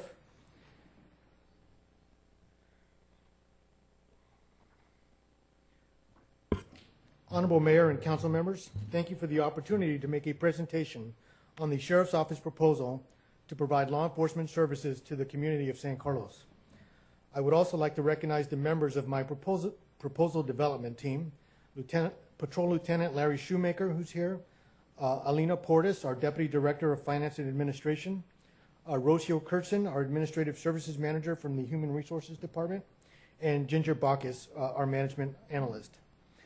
On the screen, you will see the outline of my presentation to you tonight. The Sheriff's Office is composed of 635 employees, which include 3 executive staff members, the Sheriff, myself, and the Assistant Sheriff.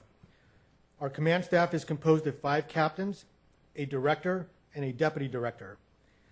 We have 462 sworn personnel and 173 professional or civilian personnel. We are very proud of our approximately 250 volunteers who are available for emergencies and special events and who serve in a variety of volunteer units, such as our Deputy Sheriff Reserves, Air Squadron, Bay Area Mountain Rescue, Communications Unit, Dive Cliff Marine Unit, our 2 Youth Explorer posts, 810 for law enforcement and 830 for search and rescue, and our Mounted Search and Rescue Unit. If we enter into a contract relationship with you, these volunteers will all be made available to your community at no cost. The Sheriff's Office has 5 major divisions and our forensic laboratory. Our Corrections Division includes our 2 main facilities, the McGuire Correctional Facility and the Women's Correctional Center, where the majority of our inmates are housed in those 2 facilities. We also have the management of our alternative sentencing bureaus out at our Maple Street facility where our Women's Correctional Center is. Our Investigations Division includes our headquarters and airport bureau, the countywide and hospital security function, our Gang Intelligence Unit, the Northern California Regional Intelligence Center, or NICRIC for short, and the various task forces which we operate or participate in, including the Cargo Theft Task Force, the Countywide Narcotics Task Force, Vehicle Theft Task Force, Joint Terrorism Task Force, and our REACT Task Force, which deals with computer-related crimes. Our Operations Division includes our patrol bureaus here in headquarters and on the coast, our Transit Bureau, and the Office of Emergency Services Bureau. Our Support Services Division includes the Bureau of Professional Standards, Training Unit, Court Security Transportation, Civil Enforcement, Personnel Backgrounds, our Technical Services Unit, Records Bureau, and the management of our firing range at Coyote Point. The Administration and Finance Division includes the accounting, budget, civil support, contracts and grants, and payroll functions. On a multi-jurisdictional basis, we also offer the following services: our Crime Lab, SWAT Team, DARE Program, Explorers, Office of Emergency Services, our Air Squadron, and our Mounted Search and Rescue. The Sheriff's Office has over 50 years of experience in providing municipal police contract services. We provide municipal law enforcement services to the communities of Portola Valley, Woodside, supplemental patrol services to the Eichler Highlands and San Mateo, and we also provide contract law enforcement services to Samtrans. Our accredited forensic laboratory also provides contract services to the cities of Concord, Hayward, Vallejo, and the city and county of San Francisco. Other contract services provided by the Sheriff's Office include warrant processing services for the cities of Brisbane, Half Moon Bay, and Millbrae. Why contract with the Sheriff's Office for law enforcement services? Our over 50 years of experience providing exceptional contract law enforcement services. Our leadership in the county, as evidenced by our various regional initiatives such as the Narcotics Task Force, Gang Intelligence Unit, and our role as mutual aid coordinator for the county. And the fact that we can offer more resources than any other law enforcement agency in the county. Another reason is our commitment to community policing. While many departments have had to cut their community service programs or activities due to budget cuts, the Sheriff's Office has maintained that our relationship with the communities that we serve is our highest priority. We continue to maintain strong school resource officer, DARE, GREAT, and Sheriff's Activity League programs. However, I will give you some reasons that I find equally important, and most paramount about that is the men and women of the San Mateo County Sheriff's Office. The employees of the Sheriff's Office are some of the most hardworking, conscientious, dedicated public safety professionals that I have ever had the honor of working with. Another reason is the Sheriff's Office has tremendous office-wide support for this partnership. Our Deputy Sheriff's Association and our Organization of Sheriff Sergeants initiated meetings early on in this process with San Carlos police personnel to discuss issues of mutual concern. At this time, I would like to recognize the presidents of those organizations who are here with us tonight, DJ Wozniak from the Deputy Sheriff's Association and Jim Tanner from the Organization of Sheriff Sergeants. Thank you both for being here.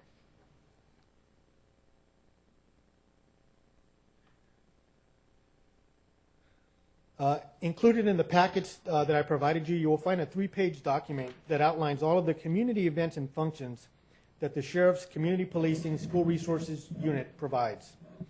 Highlights include our Sheriff's Activities League, our DARE Great programs, our Star Camp for Youth, the North Fair Oaks Festival, various 4th of July events and parades, Neighborhood Watch, community dialogues, citizen academies, school safety assemblies, child safety seat education program, which was recently recognized for its community customer service, career day, bicycle safety meetings, sober prom, community cleanups, gang workshops, and our Youth Explorer programs. Of all the departments where I have worked, and this is my 4th, no organization embodies community service like the San Mateo County Sheriff's Office. At this point, I will transition to what I believe are the main strengths of our proposal. First and foremost, every regular full-time San Carlos Police Department will be offered a position with the Sheriff's Office. In addition, our organization has all of the ranks, which enhances the opportunity for advancement or promotion. We also have a vast variety of assignments, including patrol, SWAT, K-9, civil enforcement, training, investigations, court security, transportation, corrections, as well as the various task forces that I mentioned previously. In discussion with our regional representative from the Peace Officers Standards and Training, or POST, we believe that we could transition all current San Carlos Police Department personnel into our organization without a new background process, polygraph, or psychological examination. We have also established an internal committee, which includes representatives from Human Resources, Risk Management, and the County Manager's Office, and have determined that the framework for transitioning all San Carlos Police Department regular employees into the Sheriff's Office already exists in our ordinances and civil service rules. We recognize the quality of all members of the San Carlos Police Department and are excited about the possibility of having them join our team. Our proposal includes the option of allowing the community to maintain the identity of its law enforcement officers.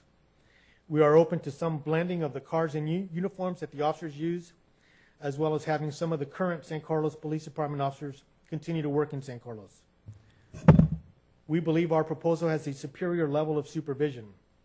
We were initially requested to provide a baseline proposal for services. Our current proposal addresses the request for additional supervisory staff. Our proposal provides a guaranteed staffing level consistent at 1 sergeant, 3 deputies. Our proposal provides replacement for whatever reason. Someone calls in sick, is injured, on vacation, extended disability training, whatever. You have your bodies there at no extra cost to the contract. We have the largest investigations division in the county, which includes approximately 35 investigators or detectives working in the following units: homicides, sexual assaults, juvenile, property crimes, domestic violence, firearms compliance, countywide and hospital security, REACT, Gang Intelligence Unit, Narcotics Task Force, Vehicle Theft Task Force, High Intensity Drug Trafficking Area, NICRIC, which I mentioned earlier, Joint Terrorism Task Force, Cargo Theft Task Force. We believe this is also one of the significant strengths of our proposal. You are paying for 1 detective, but will receive the benefits of all Sheriff's Office resources at no additional cost. As you know, major investigations such as homicides, sexual assaults, officer-involved shootings are intensive, costly, and very time-consuming. We will absorb the full cost from beginning to conclusion, a feature that only the Sheriff's Office can provide. In addition, our proposal provides for a motorcycle traffic enforcement deputy and equal service for parking enforcement. Another strength of our proposal is that your cost for services is protected by contract. Our contracts are typically for a period of 3 years with an option to extend for an additional 3 years and are capped at 6% per year. Increases are equal to the negotiated cost of living and/or equity increases for Sheriff's Office sworn personnel. Future year adjustments will be included within the not-to-exceed annual payment obligations, but the actual adjustment may be less than the 6% maximum depending on the amount of future cost of living adjustments. You have the flexibility of determining what level of law enforcement service you would like in your community. The feedback from the communities that we currently serve through contract is that we provide an exceptional level of municipal law enforcement service in a cost-efficient manner. As I mentioned, this is an all-inclusive contract proposal. There are no additional charges except for special events that may require an increased police presence. This figure is the high range and is based on requests from city staff to add positions. Points for consideration include: we have offered other proposals with less costs, contract is still flexible and negotiable, and we offer flexibility with a yearly review to add or decrease service. Our personnel costs include top step base salary, experience pay, night shift differentials, specialty pay for detective, and advanced post. Personnel costs also include uniform allowance, county human resources charges, and general liability insurance. Our benefits include county retirement, health, vision, dental, retiree health, disability, tuition reimbursement, workers' compensation, and employee child care center, and Medicare. Relief has been budgeted for the sergeants and patrol deputies. Vehicles, this cost covers replacement and maintenance of a total fleet of 18 various vehicles, 11 marked vehicles. Our vehicles typically remain in service for 4 years or 80,000 miles, whichever comes first. Because San Carlos has their own vehicles, we would offer the option of taking inventory of the vehicles, coming to an agreement on fair market value, and crediting you for that value during the term of the contract if you wished. Associated costs. These costs include management costs, fiscal services, services personnel, investigating citizens' complaints, risk management, property evidence processing and storage, tech services, information services department charges, admin training costs, county council, payroll, grant management, radio maintenance and replacement, automobile liability, safety equipment, and replacement. Also included are support services costs, which are allocated based on the number of department personnel. Further negotiations based on the level of service the city desires can affect this figure. Additionally, San Carlos will no longer have to pay booking fees, narcotics task force fees, or forensic lab fees, which would result in an annual savings of approximately an additional annual savings of approximately $75,000.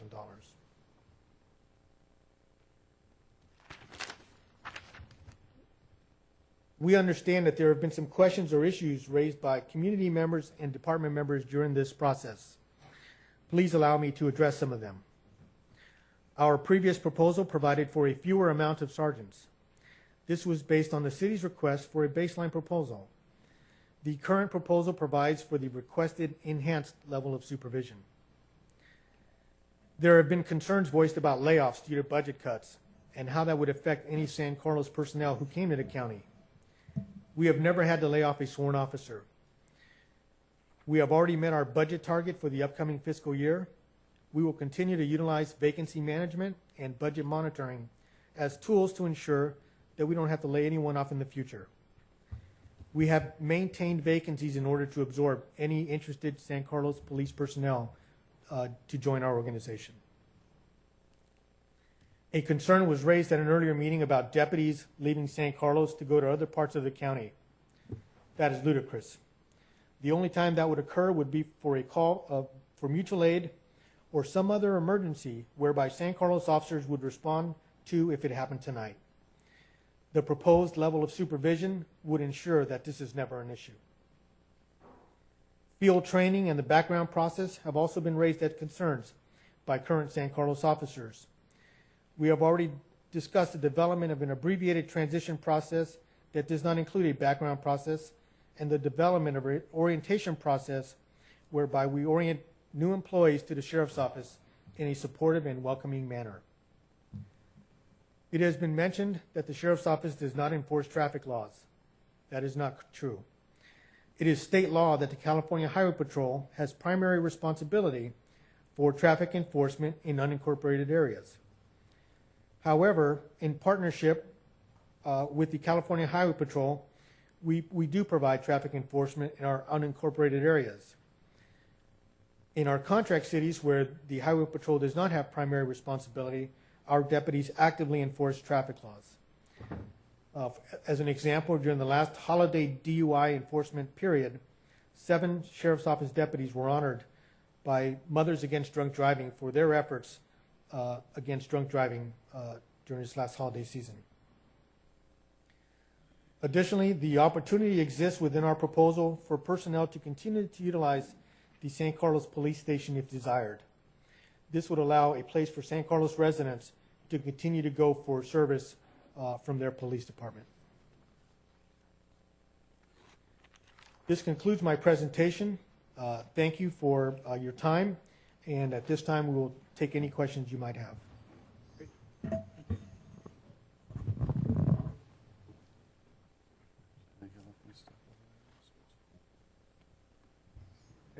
Do you want me to start, Mr. Mayor?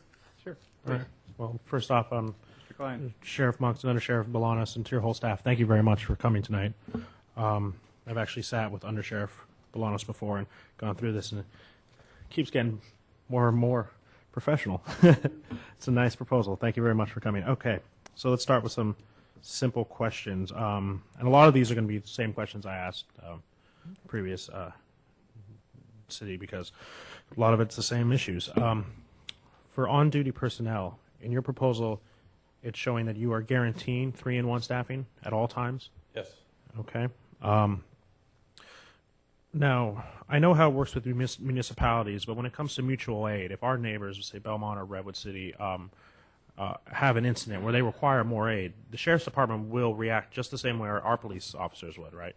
Sure. The way mutual aid works is that we pretty much all support each other. Yeah. I happen to be the mutual aid coordinator for the county, so requests for mutual aid are supposed to go through the sheriff, but in reality, when there's an incident out in the field, and I think Redwood City referenced many times when your officers go there and their officers come here, that happens on a regular basis between neighbors. And then there's a more formal process where if it's a large-scale event somewhere else in the county, we muster personnel from various cities together and respond in a more organized mutual aid manner. But with respect to, it's one great thing about this county. Every police department, is very much engaged in that process. We all support each other, including the sheriff's office, and we get assistance from them. They get assistance from us. It's whoever's in the right place at the right time to help. So, okay, that continues. It goes on today, and it will continue, regardless of whatever arrangement you choose to pursue. Okay, and you described all the other assets you have in the area with the Air Squadron and the Transit Police. Do you have any patrol, I don't know if you refer to them as beats or whatnot, in our vicinity or abutting San Carlos? Yes, I think Under Sheriff brought a map, if you'd like to share it, that shows some of our surrounding areas. We have jurisdiction in Devonshire Canyon, Harbor Industrial, and then we have a large mid-county area to the west, which goes kind of up Kenyatta and in that area, and we can share that map there. Okay, and then I'll ask one last question before I pass it on. When in regards to your DARE program, your GREAT program, your school resource offices, and your Sheriff's Activities League, as I mentioned earlier, we've had to cut all of those from our department. Would those be available through your department? Yes, they would, and we would make that available at no additional cost to the contract. Okay, thank you. I want to take Vice a Mayor Ahmad? No, thank you, Sheriff Bunks, Under Sheriff Polanos. Thank you for coming. It's an impressive proposal. A couple of questions. One of the things that you mentioned is that you would offer positions for all personnel. I wanted to verify that's sworn and non-sworn. Correct. Yes. So our Full-time employee. great. Okay. You had put into the proposal motorcycle traffic and as well as parking. Could you describe how the parking personnel would work in your proposal? Do you have the breakdown on the? I do. If I can go off the top of my head, I believe it involves 4 part-time parking enforcement officers, which I think is similar to what you have now, and then the 1 motorcycle deputy who would work on a rolling 4-on, 4-off schedule to ensure that you have coverage on all days of the week. Excellent. Yeah, appreciate the nods behind. I wanted to verify I was telling you the truth. One thing that we have spent a good deal of time looking at on council is overtime. I noticed you haven't put overtime into this proposal. How did you manage to do that? Well, what we did was, because we've been in this business for so long, we understand how relief works. And what we've done is we've built a relief factor into the cost of our positions. So if you do a one-to-one comparison of our cost of our position versus the cost of the Redwood City, for example, ours would appear higher, but we've included the relief factor. So what we're doing is saying, I think it's 400 hours that we factored. 427, I think. 427. So what we've done is figured for vacation, for training, because all sworn peace officers are required to do a certain number of hours of training each year, and for other, sick, whatever. We factor that into each position, and what we're telling you is that anything over and above that, we're going to, we'll cover that. And so we're not adding in overtime. Now, the exception to that, and I think the undersheriff mentioned special events. And the way we would look at that, and we'd want to talk to you about it, if it's an ongoing special event that you're going to have, let's say farmers market, and you're going to want additional personnel there every Thursday night. Okay, that's something we probably need to talk about and look at an overtime number. If it's an annual event, Art and Wine Festival or something that's a one-time thing, then we're not going to charge you for that. We've got our volunteers, we have our explorers, and we'll staff up for that. But so that's the only overtime that we would need to talk to you about. But other than that, if someone calls in sick, we're going to replace them. If someone goes on disability, we're going to replace them. And there's not going to be an overtime expense for the city. I'll yield at this point. Mr. Grisilli? Again, reiterating, thank you, Sheriff Monks and Under Sheriff Polanos and your staff for this proposal. A couple of questions, and I asked the other folks too. As indicated, you'd be offering each of our full-time employees positions. Do you have any concept of the salary differential for our sworn officers relative to your department? I think it's a 10% increase. Is that just salary, Chief, or is that all salary? Salary. Okay. Yeah. We didn't do the total comp. That's okay. That's fine. Just trying to get a ballpark figure so everyone understands. How about the non-sworn personnel, though? Do you have that number? I do. And again, I apologize for putting you on the The problem spot. is that some of them, we don't have direct comparables, but Sure. the community service officer, for example, is a 29% increase. Okay. The administrative assistant, let's see, that's pretty close to executive secretary, 2%. Is that right? That's correct. Okay. Some are lower, some are higher. Yeah. Right. I'd be glad to provide. No, that's those. okay. Some are, in that sense, I appreciate because they're all different positions. I'm not trying to put you on the spot. No. In the non-sworn positions, it can go up or down depending on the position and the person that would have. Yeah, for example, records technician looks like a 15% decrease. I understand. I'm just trying to get just making sure that everybody. You can pass this around if you'd like. That'd be fine. Again, just trying to get a broad perspective on that. A police officer's 10%, sergeant's 2.5%, and then with the non-sworn, there are some that would receive an increase, but many that also would see the opposite. Okay. One more quick question. You indicated that you had never, I think I heard you say that you hadn't laid off any sworn officers under Sheriff Mullins. And I know I've been reading in the newspapers how the county is a $150 million problem. So, in effect, as you said, I think, I'm again trying to repeat what you said, you sort of allowed for the fact that this would happen. In other words, you've got some positions that might be unfilled. So that way you would, you see where I'm going here. I can't believe that this, your department, again, with all due respect, would be spared of some possible cuts. No, it's a good question. We had a pretty significant budget cut this year, $4 million that we had to deal with. But we knew that it was coming, so we managed our vacancies, knowing that we were going to be eliminating positions.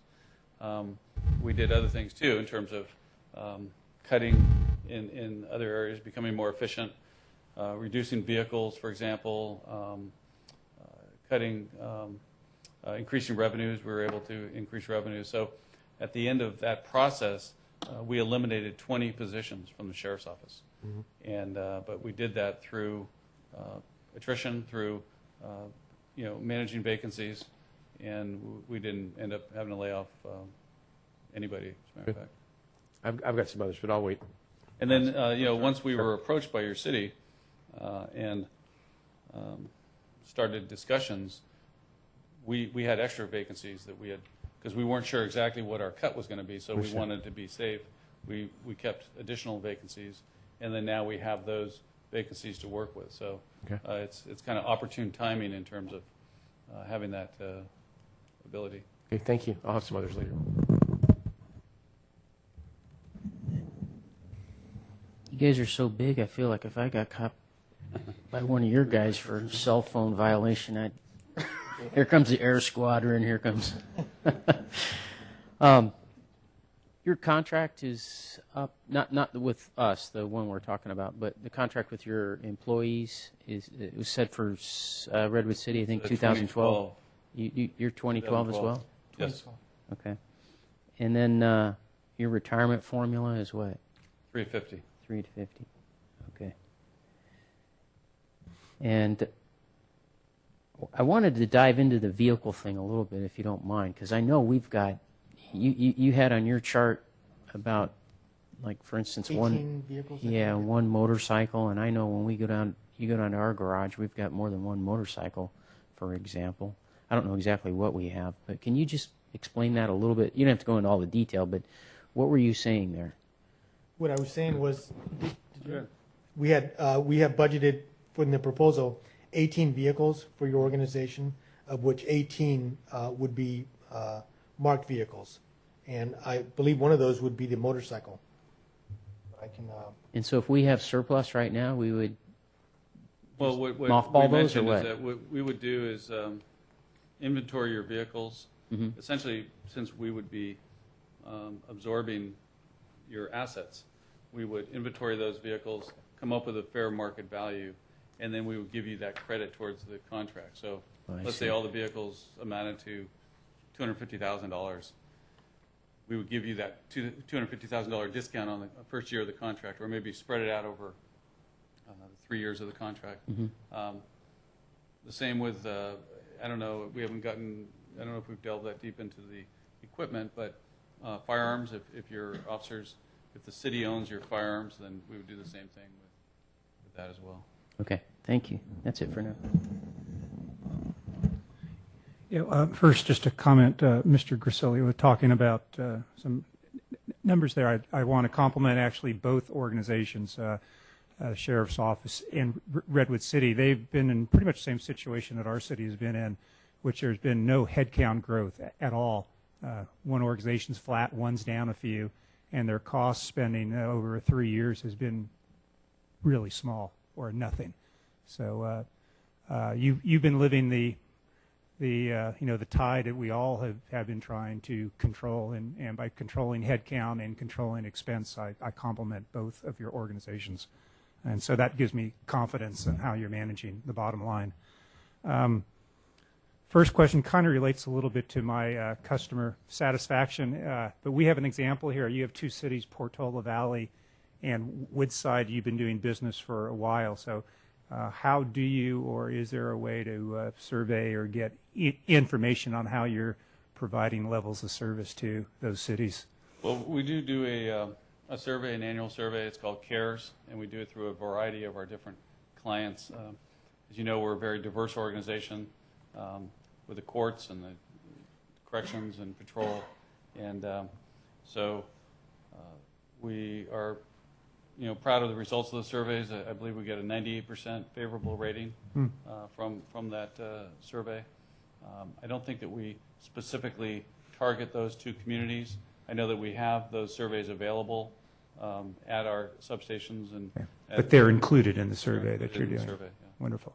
Okay. Second question deals with, on one hand, you're a large organization, so there's plenty of opportunity. There's also a need for, the business need of certain things that need to get done. So when we look at opportunity for employees, rotation, advancement, and so forth, I mean, you've talked a little bit about that, but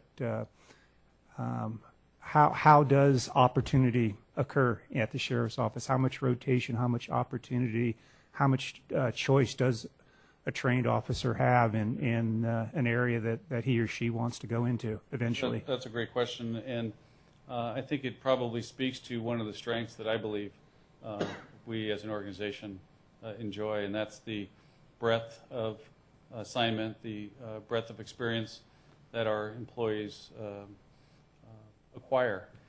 And we have an annual transfer process that we conduct every year. Deputies are able to fill out a preference sheet of what the assignments that they would be interested in, and then every November we have a process where our lieutenants come together and they prepare for transfers that occur in January. Throughout the year, we have specialty assignments that come available, whether it's detective or one of the many task force opportunities that the undersheriff talked about. And when those occur, people are able to submit an interest, and they go through an interview process. And so as a result, deputy sheriffs tend to migrate through these different opportunities, different areas, understanding that our two big areas are patrol and corrections, but we have many other opportunities. So as a result, after 10 or 15 years, we end up with a deputy sheriff that's worked in the courts, worked in the jails, worked in patrol, worked in investigations, maybe in the Office of Emergency Services, has been involved in the whole NIMS ICS process, and maybe worked as a law liaison in our OES area. So we feel that we end up with very well-rounded individuals. And then promotion in the sheriff's office happens very similar to the way it happens in your police department and others, where people apply. There's a civil service process which involves a test and an oral process, an oral board. But we have many more opportunities. We have as we stated, we have 48 sergeants and 16 lieutenants. So, I mean, the number of opportunities for our people are pretty significant. Okay, and a related question, if an officer is interested in keeping or staying in San Carlos, would there be opportunity for someone to be assigned? Sure. We've talked about from a transition standpoint, and this is something that's been discussed with our labor organizations as well. We understand that this would be a transition for the community. We would be willing to look at keeping those officers in place for a period of 5 years, which would make for a smooth transition.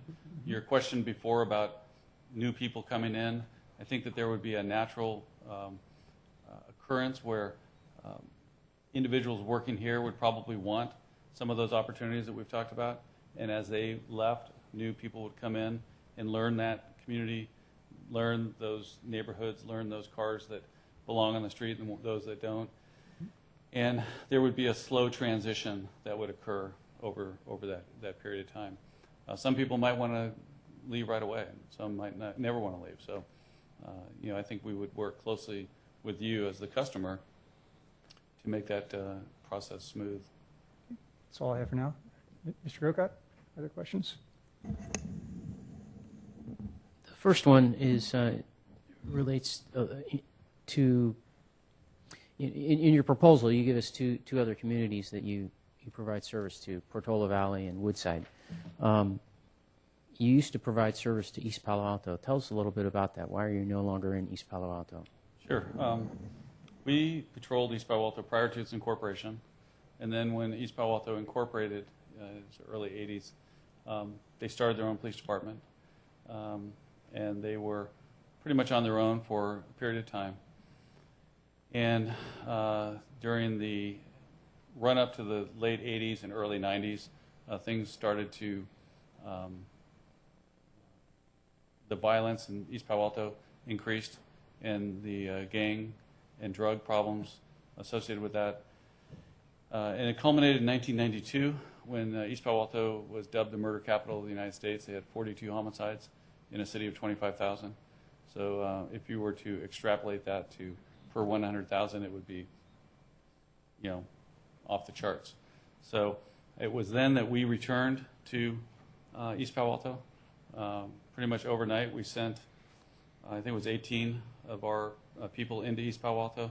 At the same time, the California Highway Patrol sent, I believe, 14, and then several cities in the south part of the county also contributed personnel. So it was really a overnight influx of police officers, deputy sheriffs, traffic officers that really came in and turned things around, at least temporarily. And it went from 42 homicides, I think they had 6 the following year. And it was a good demonstration of police officers and deputy sheriffs on the street can make a difference in a situation like that. So we stayed for a while, and at no cost to the city. And then over time, we transitioned to a contract arrangement where we supplemented their police department. So the police department never went away, but the police department was going through some very difficult times in terms of quality of personnel, in terms of turnover, in terms of being short staffed. So over the next several years, we transitioned from supplementing their patrol and getting partial reimbursement for that to taking over investigations. And for a period of time, we were their detective bureau, did their investigations, and that was by contract.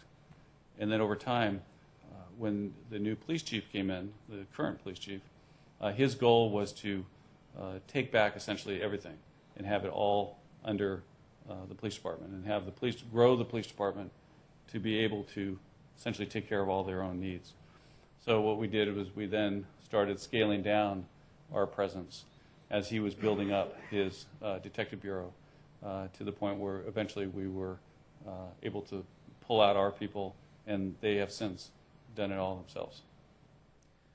If I could just add, as early as I think last year or 18 months ago, Chief Davis contacted me and asked if we could put together a contract for investigations because they were seeing an upsurge in violence, and he was short-staffed. So when the organization needs assistance, we are typically the ones that they come to and try to work out a contract.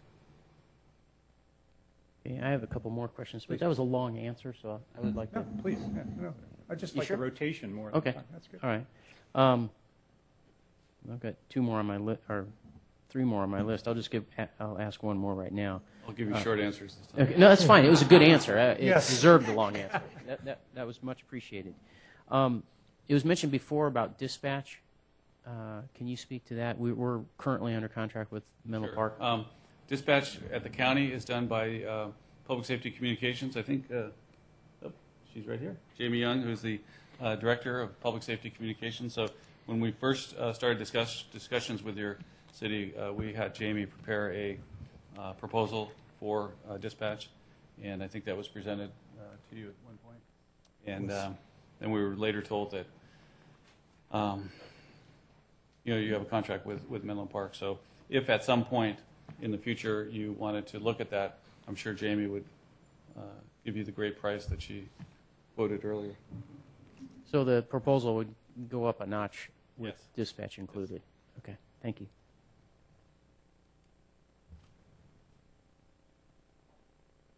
Okay.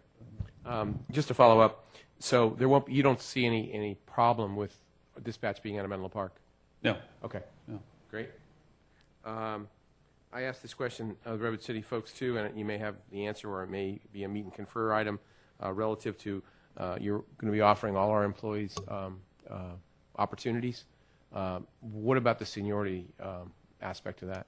And I know that's a very difficult Yeah, thing. no, I mean, our situation would be the same as what Redwood stated, that your employees would come over and their seniority would begin at the point that they come over. Okay. So they would not be able to transfer their seniority with them. All right. And We did, though, talk about probation. Right. would there be a probation period for our employees? Oh, no, there would only be, the only probation period would be for employees who are currently on probation. Okay. And they would have to complete their 18 months. I understand. Anyone who's off probation now would be off probation Okay. with us. And the last question I have is, and I think you spoke to this under Sheriff Bolanos, but it's a 6% increase each year. Let's assume that things got better tomorrow, and let's say the employees were able to negotiate a 7% benefit package, salary, everything, 7% increase. Ours would be capped at 6%. That's correct. Now, let's say for the next year, though, because they were looking at a 3 or 2 year contract, they said 7 and then 5 and then 6, let's say. The second year, it was 5. It would only go up 5? That's correct. Okay, It's so done it on wouldn't- an annual basis. It's so it not wouldn't a be- it wouldn't be a cumulative rollover. Okay, I just No, thought I'd there's ask no the question. No, it's a good question. All right, No. thank you. That's all I had. Mr. Klein? Yeah, go for it. I have some clarifications. I keep hearing this word, and I'd just like to explain to me, what is an explorer? We don't have those, obviously, or I think I would know what they are. But I Well, keep... Explorer posts are Oh, we do? affiliated with the Scouts, Oh, okay. and it is a post. It's like a scouting post. And we have 2 posts. We have one that is search and rescue. So these are young men and women, young boys and girls, that Wait, we're talking young, not young like me, right? not young like you. Okay. They're typically teenagers. Okay. And I'm not sure the exact age. I think it's Below up to 20. 18. Below 20. Yeah, 14. Here's a former. Yeah, that's about right. Lieutenant Shively is a former Explorer Post advisor. So 14 to 20, and our search and rescue post, they have meetings, they have training, they go through an academy, and they learn about search and rescue, and then we actually use them for search and rescue missions. So they'll come out and they'll help us search for people. They'll help us do evidence searches, and they go through we send them on, once a year, we send them on a trip to somewhere in the United States where they have a big kind of a jamboree of other ones. And then we have another post that is the law enforcement post.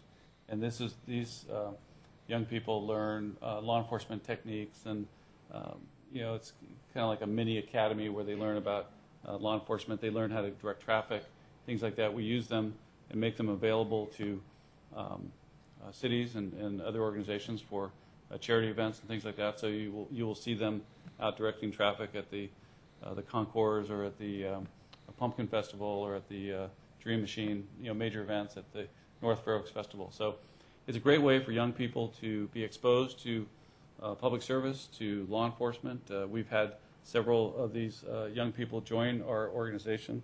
I'm getting the okay. Anyway, it's a good opportunity You for get the kids point. to get to get exposed to law enforcement. Okay. We don't have a flashing light that says, wrap up, so speak as long as you would like to. Another question. We have an unincorporated area within our city that's surrounded completely by San Carlos. Would that essentially be swallowed up in our bureau? No. Or how would you go about doing that? Well, right now, the Emmett Harbor. No, I'm talking about the Devonshire Canyon. Oh, Devonshire. Right now, those get responded to by our 10, one of our other beat cars. That would continue. Okay. We would, and we have a similar situation with Woodside and Portola Valley, where we have surrounding unincorporated jurisdiction. Okay. And then 2 last questions. One, we have a very active CERT program in San Carlos, and currently it's run through our JPA Fire Department. But if that were to change, does the Sheriff's Office have a CERT program, and do you offer that training to citizenry? We do not directly, although through the Office of Emergency Services we coordinate and fund much of the CERT activity throughout the county. So, for example, in Woodside, Portola Valley, they have very active CERT. So we work very closely with them, more through the Office of Emergency Services, and that's something that you have access to now. Okay. And then my last question, the sheriff's office is not in the PERS program, is it? No, we are what's called the 1937 Act, Retirement Act county, so we have a separate system. And if you were to compare how the relative health of the two, PERS is going through major issues right now. How is the retirement program for the county doing? I would say that the county retirement system is in better shape.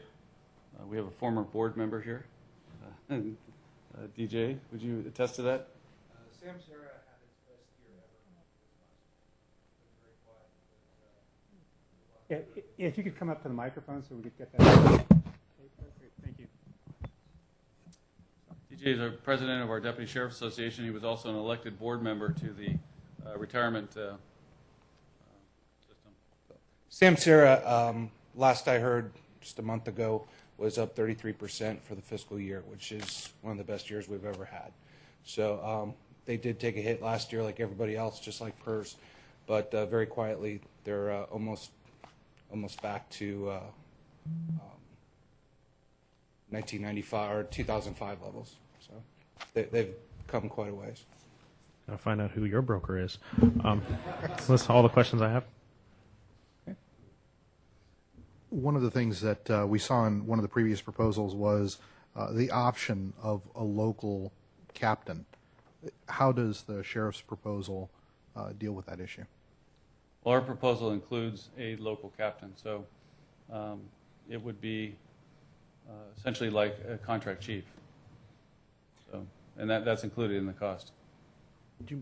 Commissioner Armand, do you mind if I jump in right on that?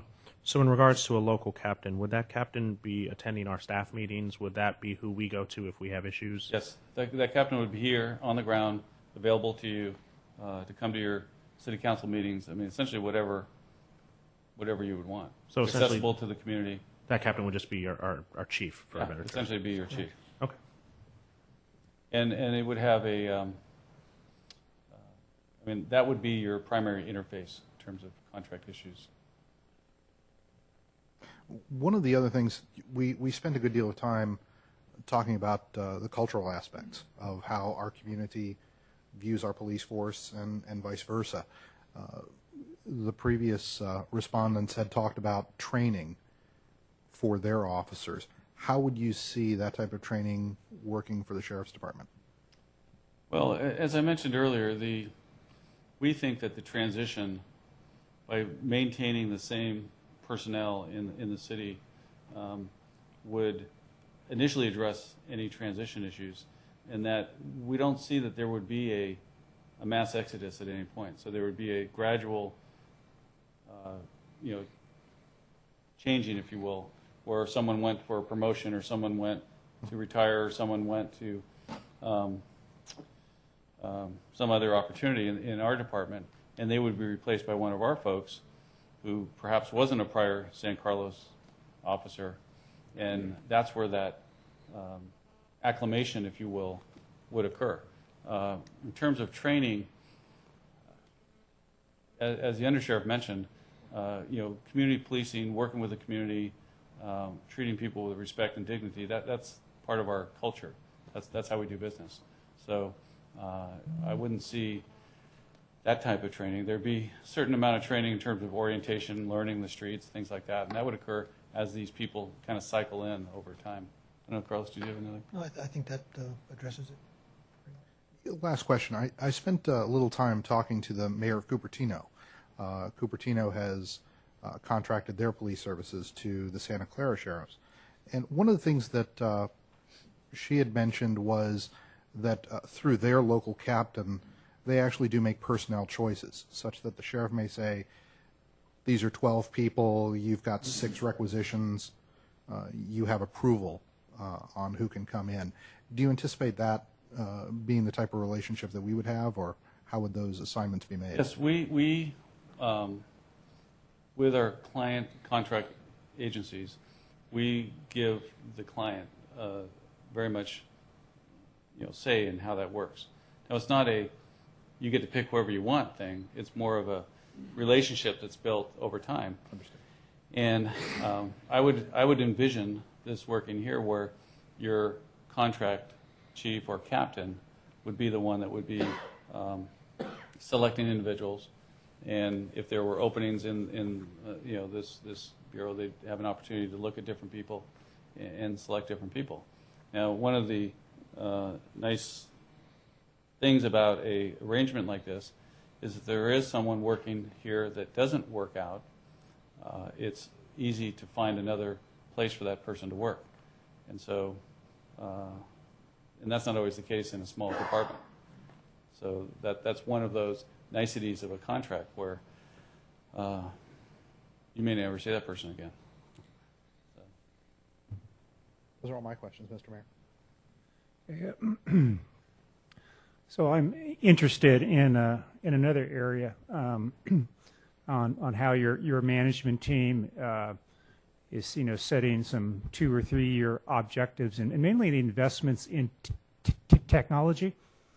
And so if you could talk a little bit about some of your goals and capital improvements and investments that you have planned.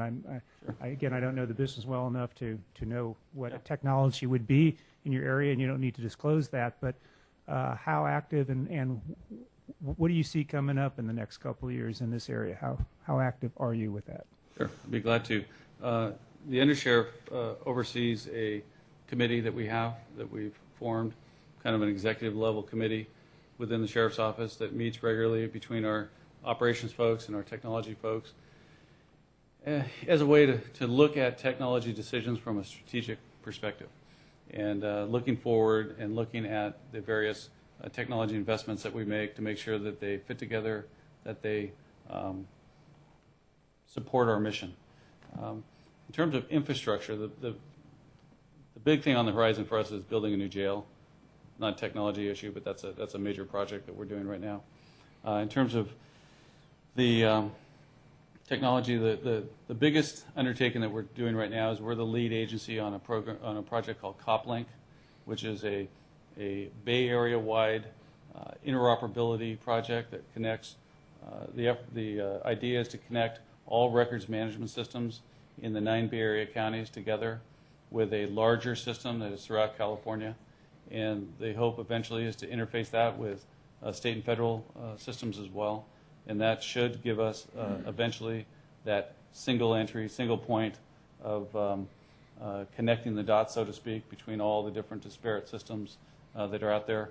I think Chief Cobruvius talked about RIMS. RIMS is, we believe, is a good records management system. We're looking at transitioning to that system. We currently have a system called Tiburon, which is not meeting our needs as much as we'd like, so we're going to transition to RIMS. We've set the money aside for that, so we're going to be able to make that transition. On the radio front, we're looking at there's a Bay Area interoperability project underway right now. It's a massive radio project that's looking at the whole release of the 700 megahertz system to public safety. As you know, 700 megahertz used to be for television. Now it's being gobbled up, and it's going to be dispensed to public safety. So we have our oar in the water on that as well. We're looking at taking part in that. I have concerns about interoperability. We have good radio interoperability in our county. We've had it since the mid-'70s, but that's based on old technology. It's analog, conventional technology. We at the Sheriff's Office transitioned to a digital trunked radio system a few years ago, so which is narrow-banded, which I'm probably getting too technical for everybody here, but so we feel very good about where we are with respect to our investments in radio infrastructure, in the direction that we're going in terms of data interoperability, and we are the undersheriff is managing this committee to make sure that we do all these projects in a coordinated and strategic manner. Okay. And last question, a non-technical question, go the other way. So what's one area of difference in supporting a municipal versus county structure? In terms of the organization or how we do business or How you approach the customer? Is there something you do differently? Well, I think when we have a contract relationship with somebody, they are our customer. So we as we practice a community-oriented policing philosophy, we try to tailor our law enforcement services to the various communities that we serve. When there's a contract relationship, it's the same thing. Okay, so having that relationship is one thing, but is there any difference in supporting a Portola Valley, Woodside versus the county, San well, Mateo? the main difference is the traffic issue. So we in our contract cities, we do everything. We essentially are the police department. So we do everything, traffic, the whole thing. In the unincorporated parts of the county, California Highway Patrol has primary traffic enforcement responsibility, but our folks do traffic enforcement. You know, out on the coast, just like anywhere else, people call about traffic. They call about, speeding vehicles, stop signs, things like that. So we work in conjunction with the California Highway Patrol. That area of service is different. Yeah. But the primary difference, though, looking at it from a more kind of philosophical standpoint, if you will, is the difference between a city relationship and the sheriff relationship is that I'm the sheriff for everyone in this county. I was elected by everyone in this county. So I have a statutory and legal obligation to all citizens of San Mateo County. So, and I am the mutual aid coordinator for the county. So I can do things for a city, even a contract city, that perhaps another agency that partners with them can't, only because I'm their sheriff as well. So, and I have that joint jurisdiction throughout the county. Great. Thank you. I don't have any more questions. A couple more. I had asked Redwood City about this idea of joint governance, so I'll ask you the same question. Yeah, the JPA is not something that I would be really interested in. I mean, I don't know how it would work, to be honest with you. I think it's a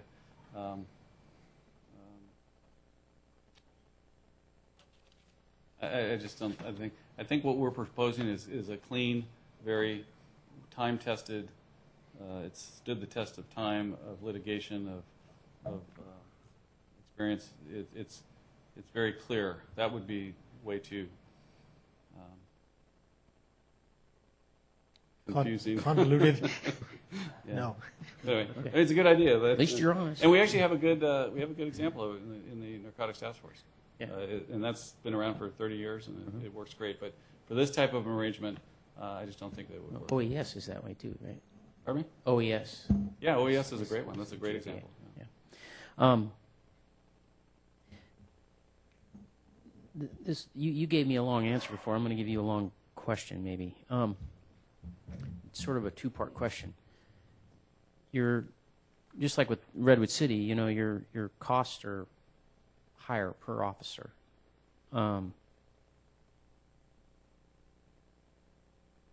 So I guess, you know, where are we finding the savings? You're giving us, in the proposal, you upped your sergeant coverage. You're giving us a captain that is sort of like a chief. So how is it that we're finding savings? And then to go further with the question, it almost seems like, you know, not to unravel all this hard work that you've done, but we pay less, a little bit. Our retirement system is two-tiered, so we have some savings there. What if we just kept our officers, kept our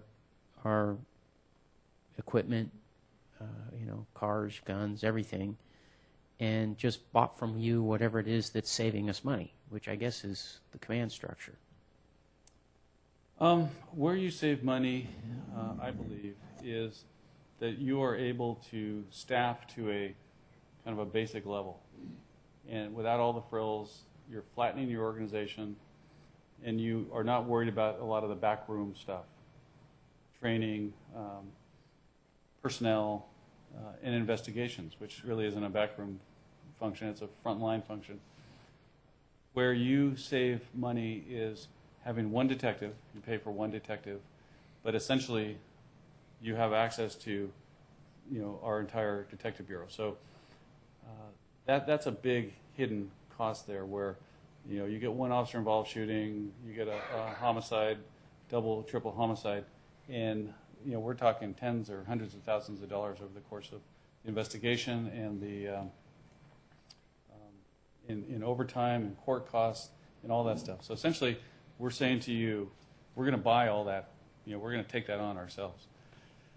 So it's that ability to staff you at a baseline level, not worry about those extras or having to peak up during busy times, and the assurance that we're giving you that whatever happens, we're going to be there for you, and we're going to bring whatever it takes to address the issue. So having that true economy of scale behind us is, I believe, where you save the money. Now, if you start looking at it on a per position thing, then yeah, it kind of it's lost. But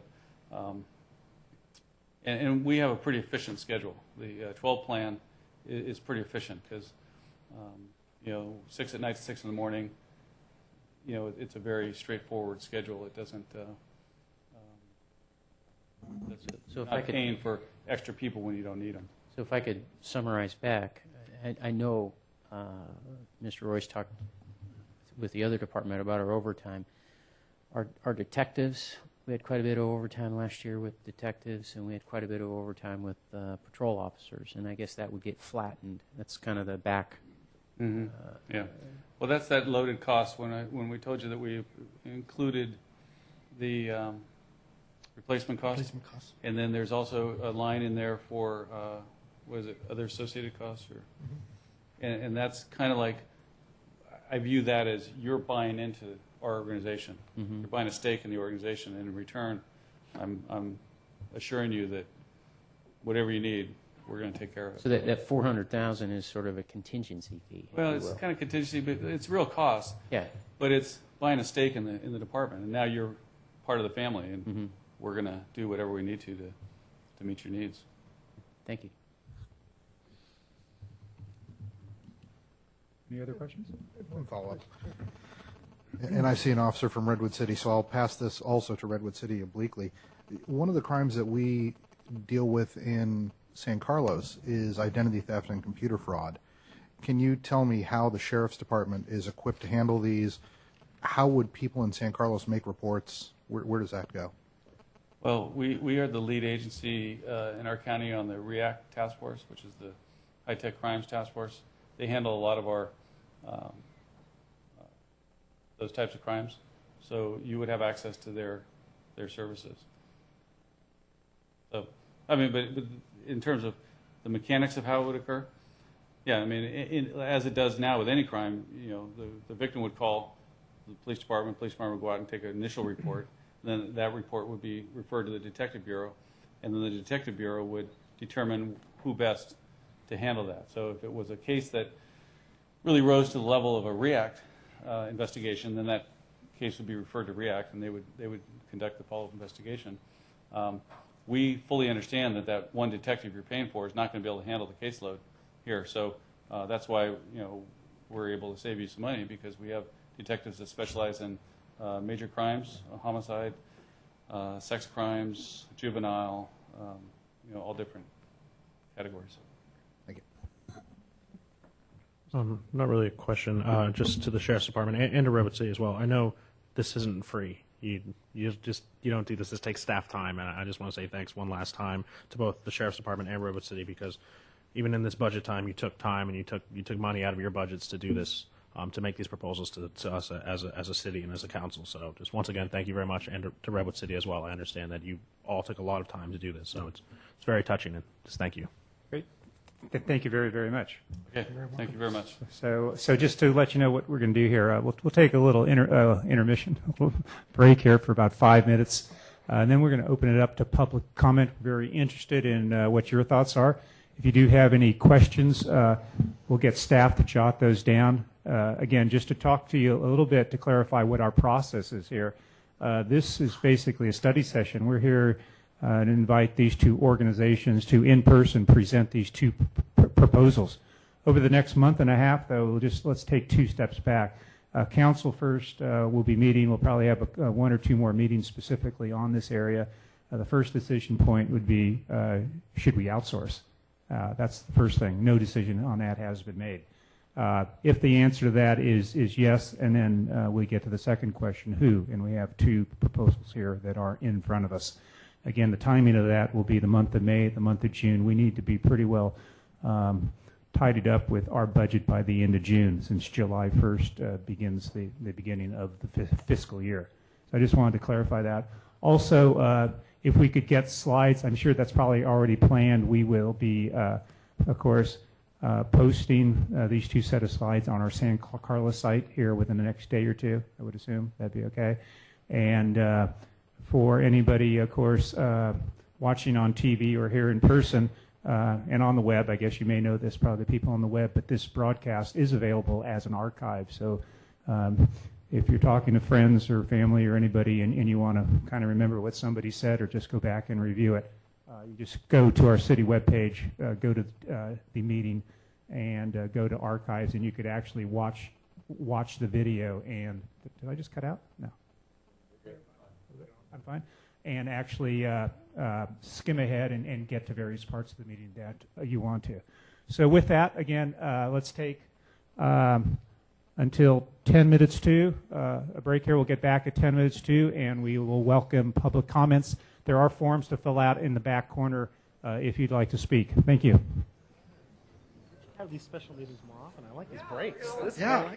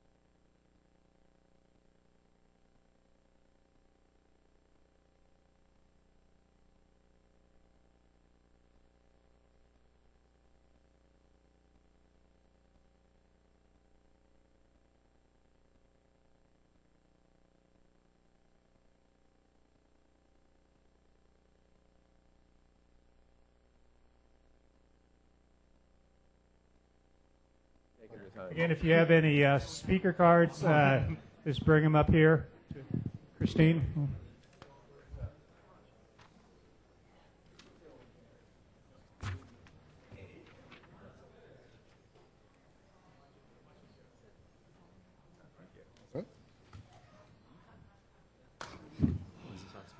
Yeah. Yeah.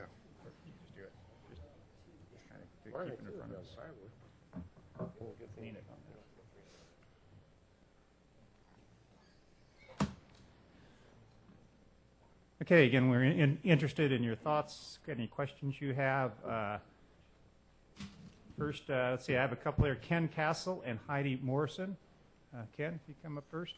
Ken, kind of keep your time to about 2 minutes. I'll be a little flexible with that. I don't have a lot of speaker cards, so please. Good evening, Mayor Royce and City Council members, and thank you for the presentations from the various agencies. My name is Ken Castle, and I'm the organizer of the White Oaks Neighborhood Watch, which is, I believe, one of the largest neighborhood watch organizations in San Carlos. We're just a little bit over a year old, and we've had absolutely tremendous success working with the San Carlos Police Department in, I think, in many ways, cutting down crime and creating a level of awareness that hadn't existed in our neighborhood before. This works well because we're able to pick up a telephone and call a commander or call a sergeant or call the police chief, and things get done quickly when there is a problem. And the biggest concern that I have is any kind of outsourcing model would have to take into account this very tight local outreach that we have. Addressing the Redwood City proposal, I know that Redwood City has a very good neighborhood watch organization. I've had the occasion to visit there and see presentations from their officers. I think that it would be absolutely incumbent upon that city, if we were to go in that direction, to have people that have close contact with our neighborhoods. I think that would be difficult under the model that's been outlined in these in the proposal, where we essentially would lose all of our command structure, all of our sergeant structure, and essentially just have to make do with our officers. And we have very fine officers. The whole department is terrific. But if you want to get something done and you want to get some information, you really want to talk to a command structure individual, whether it's a commander or a sergeant. And I think that would be a weakness in the Redwood City proposal. It would essentially be dismantling our department, which has shown that it has a great talent and great ability to solve crimes, and that would be a shame. I do think, again, that Redwood City has good community services, but I think it would be more difficult for them to step up and have officers that would be as connected to the community as our officers are. I also believe that the issue of dispatch, we've had an outsourcing situation with Menlo Park, and while it may look good on paper, in fact, those of us who have had experience with that dispatch center have had varying types of responses, a lot of which can be traced to the fact that the people who are answering the phone don't live here. And I've even had occasions where they've said, oh, don't worry about those people that are doing the illegal garbage collection. They do that all the time. They're just poor people, and never mind. So I think that is a concern. With regard to the Sheriff's Department, I think they certainly have a large structure that could easily absorb us. I do believe, and I agree with Councilman Grocott, that there's more, I think, strength in cities working together or with other agencies on a JPA arrangement and not on a contract basis. I really believe that we shouldn't be concentrating the discussion merely on which of two entities that we choose to outsource on a work-for-hire basis, but really talk about the other options that are available out there in terms of keeping our department, in terms of JPAs, and other things. And I would hope that the city consultant that is hired would look at that and not just on how to implement one of two proposals. Other than that, I'll reserve my comments for another time. Thank you very much. Thank you, Ken, very much. Thank you. Heidi? And after Heidi, Suzanne Shepard. Good evening, and thank you for your time. Heidi Morrison, Police Service Technician, or PST, with the San Carlos Police Department. Tonight I'll be speaking on behalf of the AFSCME Local 829 and the non-sworn members of the San Carlos Police Department. First and foremost, I would like to make clear that our membership respects both the San Mateo County Sheriff's Department and the Redwood City Police Department for the police services they provide to their respective cities and counties. Nearly 2 months ago, I stood in front of you in the City Council and spoke about what the daily duties of the non-sworn members of the San Carlos Police Department are, and how that could or would change if outsourcing was not carefully considered. Tonight, I'm here to tell you, the City Council and the citizens alike, that the non-sworn members of the San Carlos Police Department stand united against the Redwood City Police Department proposal. The proposal presented to you tonight leaves out many critical factors, most importantly, effects to our full-time staff. Under the Redwood proposal, there are only 2 spaces for full-time non-sworn employees. These positions are not guaranteed to the San Carlos employees.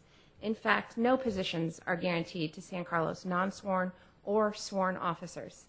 In comparison, the Sheriff's Department's proposal, as described, has promised all of our staff employment. Redwood City's proposal's cuts to staffs are far more significant than the original proposed 20% cuts to the police services. And to reiterate, the city's 20% cuts that would allow our police department to stay intact and full, operating as it currently does. If we are able to keep our police department whole and provide service to the public as we always have, with cuts alone, why would we consider the Redwood proposal where there is no guarantee of the same type of service and more than half of our staff could potentially lose their jobs?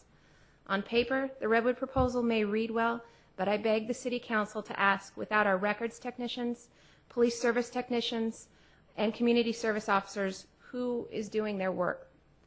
With so many of our officers and non-sworn staff losing their jobs, how can we possibly say that the service level will be the same or even better as offered? We have made the commitment, as many people have during these trying times, to do as we need to so that we can continue to make San Carlos a good place to live and work. We have even resigned to doing what is best for the city, even if that means taking employment with a different agency. But what we are asking for in return is for the City Council to realize that the best option for the employees and the citizens of the San Carlos is not the Redwood City proposal and Redwood City Police Department. We ask you to please keep this in mind as you move forward on your deliberations, and thank you for your time. Thank you. Suzanne? Hi. Then we have Jeff Grace and Dave Wozniak. Good evening. Suzanne Shepard, San Carlos Police Officers Association Vice President. Sheriff Monks and Chief Covarrubias, both of you have fine, upstanding agencies with great reputations. The POA is not here to make one argument for one agency or another. With all due respect, we don't want either. I don't care about websites. I don't care about quality control. I don't care about cell phone violation citations. What I care about is the 36 men and women who have made the choice to work here in San Carlos. 25 police officers, 11 non-sworn staff who have effectively policed this jurisdiction already. Tonight you've heard that both agencies have financial difficulties. If we are to operate our city as a business, like you've suggested before, would it make financial sense to invest in a business that is facing fiscal difficulties? Everything you've heard tonight in these proposals, we already have. We already have. We already use REACT. We already use GTF. We already use NTF. The city has financial issues, no doubt. But a city is incorporated for several core purposes: public safety, sewers, etc. Not for senior centers, not for youth centers, not with parks with artificial turf. The free services have to stop in order for the city to continue. Let's get back to the basics and keep the fine agency San Carlos Police Department has been since 1925. I posed one question for the City Council, as I always do upon my speech. What are you doing to determine whether outsourcing is the correct path? Why isn't a feasibility study being done? Thank you for your time. Thank you. Jeff Grace.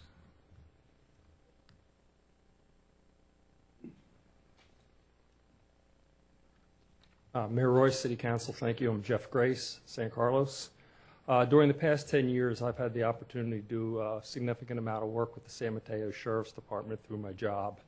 And that's given me the opportunity to work with Sheriff Monks, Under Sheriff Balanas, and including when he was still with Redwood City as the police chief, as well as the former Sheriff Don Horsley, as well as a number of people here tonight I haven't seen in a while. I haven't handled the county in a while, but see a lot of the captains and lieutenants that I've done work with previously, including the dispatch supervisor. I found that the sheriff's department and the sheriff and the undersheriff have been extremely professional and knowledgeable and honest and forthright people to deal with over the last 10 years. And while I prefer to see San Carlos retain our own police department, the reality is the budget situation will not allow us to continue with our own police department. So given that we will have to look to alternatives, I'm very comfortable with the San Mateo County Sheriff's Department, and I'm confident that we will receive the level of service that they have promised they would provide. Thank you. Thank you. Thank you, Jeff. David Wozniak.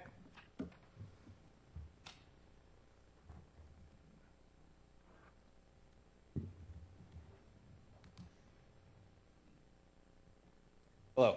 Hello. I don't have any pre-prepared words for you tonight. My name is David Wozniak. I'm the president of the Deputy Sheriff's Association. There was very little I learned tonight as far as the sheriff's proposal. The sheriff has kept the DSA in the loop the entire time. There's literally nothing I learned that I didn't know already. Back in March, when this first came to light for the DSA, I reached out to my peers down in LA County. 25,000 deputies.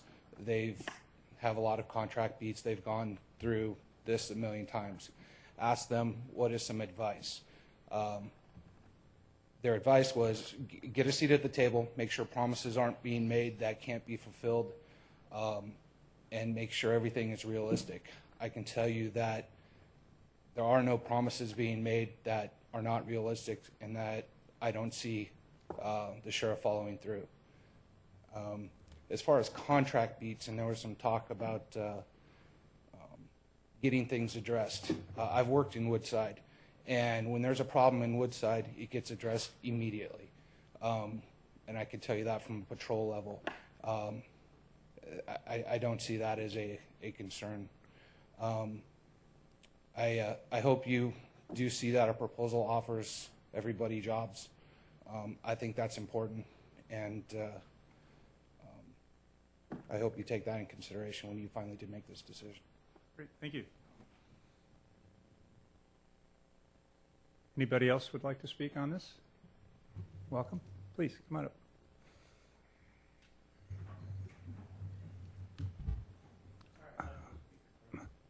That's good. You can fill that after Gil. Thanks. I'm Gil Granado. I'm the president of the San Carlos Police Officers Association. The city manager stated, we've made numerous overtures, but are still looking at finding a time that is acceptable to the POA in regards to meet and confer. I'm here to tell you that the San Carlos Police Officers Association is adamantly opposed to any outsourcing. However, we welcome the meet and confer process. It is not us that has delayed the meet and confer process, and actually are getting very concerned with the delaying tactics that we're getting from the city. Hopefully the city council can get involved, get the information that the POA has requested from the city staff, so that we can move forward with the meet and confer process. Thank you. Thank you.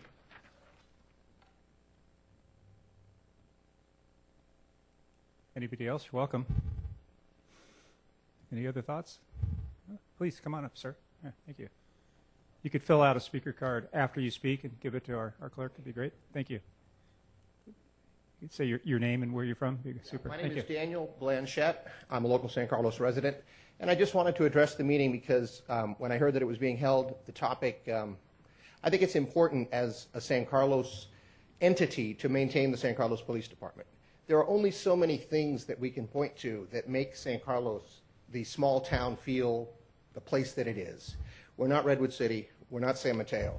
And one of the things I think that we can really point to that sets us apart is a local community police department that has done an excellent job. They treat the locals with respect. They are elegant, and they know the local business people. So when things need to be addressed and when there is true trouble, when there are things that happen that are a part of this town, they have a history with the town, they have a history with the business people, and they have a history with the locals. And I think that these things should be seen as highly important when we categorize and when we're looking at priorities. and that just speaking simply as a resident, I would say I really strongly believe that we should do everything we can to maintain the San Carlos Police Department. That's it. Appreciate it. Thank you. Thank you very much. Okay. We have time. Anybody? Okay. Well, it's just a study session. So we're fine. Just Okay. adjourn. So, Mr. Mayor, Mr. Weiss, do you want to summarize or anything, a little bit about scheduling coming up and anything else? well, as indicated, our intent is to evaluate. These are, as you heard tonight, some of the proposals are changing even as we speak, and we hope to evaluate, further study, and come back to the council with a further review as these proposals are finalized, with an analysis of the strengths and weaknesses of each of the proposals, as well as a comparison with our current business model, both in terms of cost as well as in the types of services that are provided. We have done an RFP to solicit someone to work with us. And we're in the process of trying to negotiate a contract for someone to work with us in that review. There have been some issues with one of the principals, some health issues that we're waiting to see how they're resolved. But it's our hope to come back to the council in June with a further report in terms of review of these proposals in a more final form, and then seek direction from the council at that time as to which direction we should move forward with. With respect to the POA, again, we've made numerous phone calls to them. We've sent correspondence. We would welcome the opportunity to meet and schedule that meeting as early as possible. Could I introduce you two maybe at the end of the meeting? We could sit together and talk. So we, we've made the overtures. We're trying to start that process and hope that we can move it forward in an expeditious manner. With that, I think that's the conclusion with respect to where we are in this issue. I think the city attorney was going to remind all of us that we also have public comment for items not on the agenda tonight. Right, I understand that. I know that. Okay. Thank you very, very much. So moving on again to the last part of our agenda is public comment for any items that are not on this evening's agenda. Anybody welcome to speak? None seen. I adjourn the meeting. Thank you. Thank you very all for coming, and thank you for the presentations.